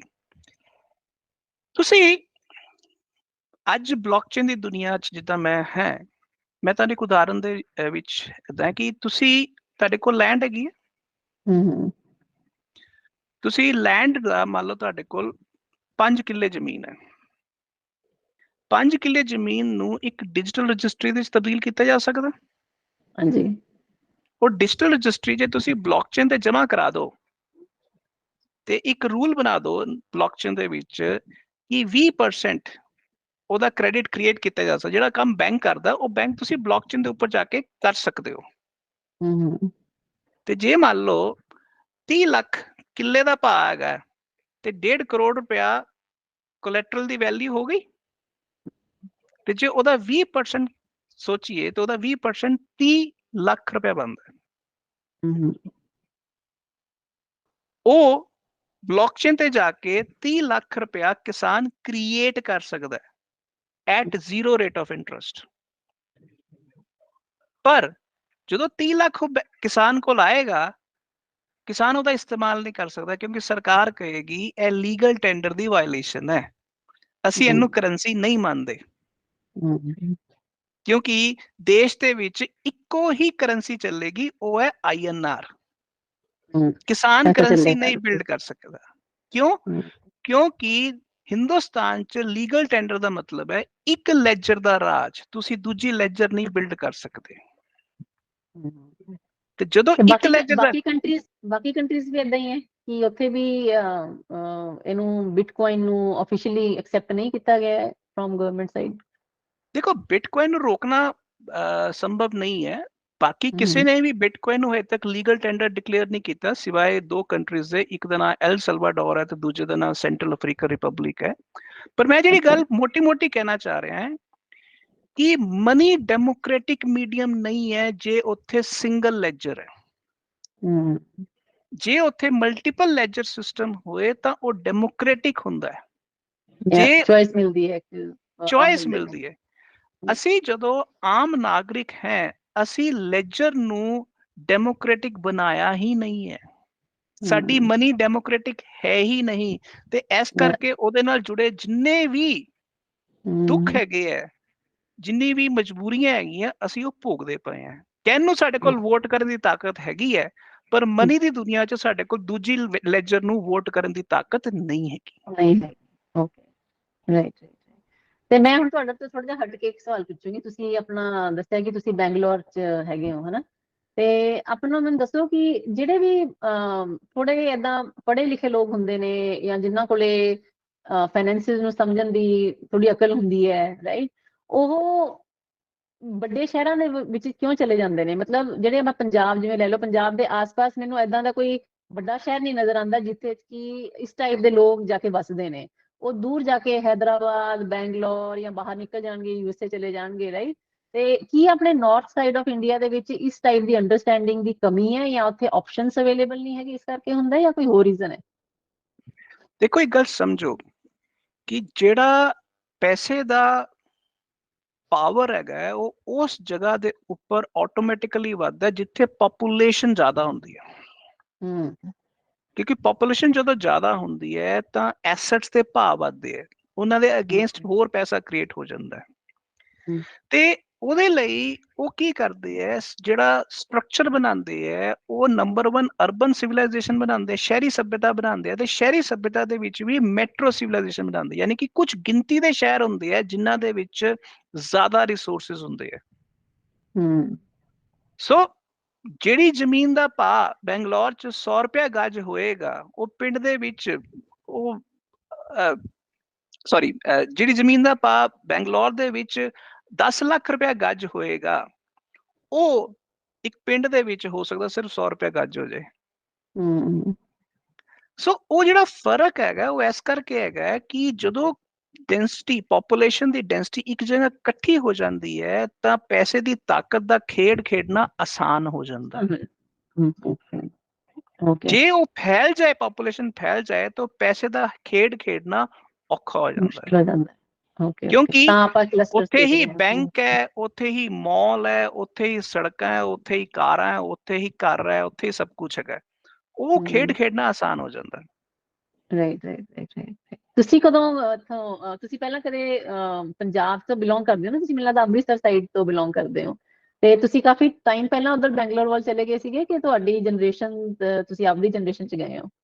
ਨਹੀਂ, ਮੈਂ 6 ਸਾਲ ਪਹਿਲਾਂ ਬੈਂਗਲੌਰ ਆਇਆ। ਉਸ ਤੋਂ ਪਹਿਲਾਂ ਮੈਂ ਪੰਜਾਬ 'ਚ ਹੀ ਰਿਹਾ ਹੈਗਾ, ਤੇ ਮੈਂ 14 ਸਾਲ ਪੜ੍ਹਾਇਆ, 12 ਸਾਲ ਮੈਂ ਲੁਧਿਆਣੇ 'ਚ ਪੜ੍ਹਾਇਆ, 2 ਸਾਲ ਚੰਡੀਗੜ੍ਹ ਪੜ੍ਹਾਇਆ, ਤੇ 6 ਸਾਲ ਪਹਿਲਾਂ ਮੈਂ ਬੈਂਗਲੌਰ ਆ ਗਿਆ ਕਿਉਂਕਿ ਮੈਂ ਬਲੌਕਚੇਨ ਟੈਕਨੋਲੋਜੀ ਦਾ ਰਿਸਰਚਰ, ਪ੍ਰੋਫੈਸਰ, ਉਹ ਸਭ ਕੁਝ ਬਣਨਾ ਚਾਹੁੰਦਾ ਸੀ, ਤੇ ਪੰਜਾਬ 'ਚ ਮੈਨੂੰ ਕੋਈ ਪੜ੍ਹਾਉਣ ਵਾਲਾ ਇਹੋ ਜਿਹਾ ਮੌਕਾ ਨਹੀਂ ਮਿਲਿਆ, ਤੇ ਮੈਨੂੰ ਬੈਂਗਲੌਰ ਵਾਲੇ ਪਾਸੇ ਮਿਲ ਗਿਆ ਤੇ ਮੈਂ ਇੱਧਰ ਆ ਗਿਆ। ਅੱਛਾ, ਰੀਸੈਂਟਲੀ ਆਏ ਹੋ ਤੁਸੀਂ? 6 ਸਾਲ ਹੋਏ ਤੁਹਾਨੂੰ ਆਏ ਹੋਏ ਇੱਥੇ, ਰਾਈਟ। ਤੇ ਮੈਂ ਸੁਣਿਆ ਤੁਸੀਂ ਆਪਣੇ ਬੇਟੇ ਨੂੰ ਵੀ ਹੋਮ ਸਕੂਲਿੰਗ ਕਰਵਾਈ ਹੈ, ਰਾਈਟ? ਤੇ ਇਹ ਇਸ ਚੀਜ਼ ਬਾਰੇ ਆਪਾਂ ਇੱਕ ਹੋਰ ਐਪੀਸੋਡ 'ਚ ਗੱਲ ਕਰਾਂਗੇ ਡਿਟੇਲ ਦੇ ਵਿੱਚ, ਕਿ ਉਹ ਪੱਖ ਵੀ ਦੇਖਾਂਗੇ ਕਿ ਜਿਹਨੂੰ ਆਪਾਂ ਕਹਿ ਸਕਦੇ ਹਾਂ ਕਿ ਸਪਿਰਿਚੁਅਲ ਸਾਈਡ, ਜਾਂ ਤੁਸੀਂ ਕਹਿ ਲਓ ਕਿ ਪਰਮਾਕਲਚਰ ਸਾਈਡ, ਜਿੱਥੇ ਆਪਾਂ ਆਪਣੀ ਲੈਂਡ ਦੀ ਕੇਅਰ ਕਰਦੇ ਹਾਂ, ਆਪਾਂ ਆਪਣੀ এনवायरमेंट ਦੀ ਕੇਅਰ ਕਰਦੇ ਹਾਂ, ਕਿ ਉਹ ਆਪਣੇ ਫਾਈਨੈਂਸਿਸ ਦੇ ਨਾਲ ਕਿਵੇਂ ਕਨੈਕਟਡ ਹੁੰਦਾ। ਮੇਬੀ ਤੁਸੀਂ ਸਾਨੂੰ ਉਹ ਸਮਝਾ ਪਾਓਗੇ, ਤੁਸੀਂ ਕਿਉਂਕਿ ਦੋਨੇ ਚੀਜ਼ਾਂ ਦੇ ਬਾਰੇ ਜਾਣਕਾਰੀ ਬੜੇ ਬੈਲੈਂਸ ਤਰੀਕੇ ਨਾਲ ਰੱਖਦੇ ਹੋ, ਤੇ ਉਹਦੇ ਤੇ ਵੀ ਆਪਾਂ ਇੱਕ ਨੈਕਸਟ ਐਪੀਸੋਡ ਕਰਾਂਗੇ ਇਸ ਚੀਜ਼ ਨੂੰ ਲੈ ਕੇ। ਤੁਸੀਂ ਕੋਈ ਆਪਣੇ ਕਲੋਜ਼ਿੰਗ ਰਿਮਾਰਕਸ ਦੇਣਾ ਚਾਹੁੰਦੇ ਹੋ? ਕਿਉਂਕਿ ਇਹ ਪੋਡਕਾਸਟ ਨਾ ਅਸੀਂ ਜਿਹੜੀ ਆਪਣੇ ਪਿੰਡ ਦੇ ਲੋਕ ਨੇ ਪੰਜਾਬ ਦੇ ਵਿੱਚ, ਜਾਂ ਨਾਰਦਰਨ ਇੰਡੀਆ ਦੇ ਵਿੱਚ ਜਿਹੜੇ ਆਪਣੇ ਪੰਜਾਬੀ ਸਪੀਕਿੰਗ ਕਮਿਊਨਿਟੀ ਹੈਗੀ ਹੈ, ਉਹਦੇ 'ਚ ਜਾਂਦੀ ਹੈ, ਤਾਂ ਉਹਨਾਂ ਲਈ ਕੋਈ ਸਪੈਸੀਫਿਕ ਤੁਸੀਂ ਕਲੋਜ਼ਿੰਗ ਰਿਮਾਰਕ ਦੇਣਾ ਚਾਹੋਗੇ ਸਰ?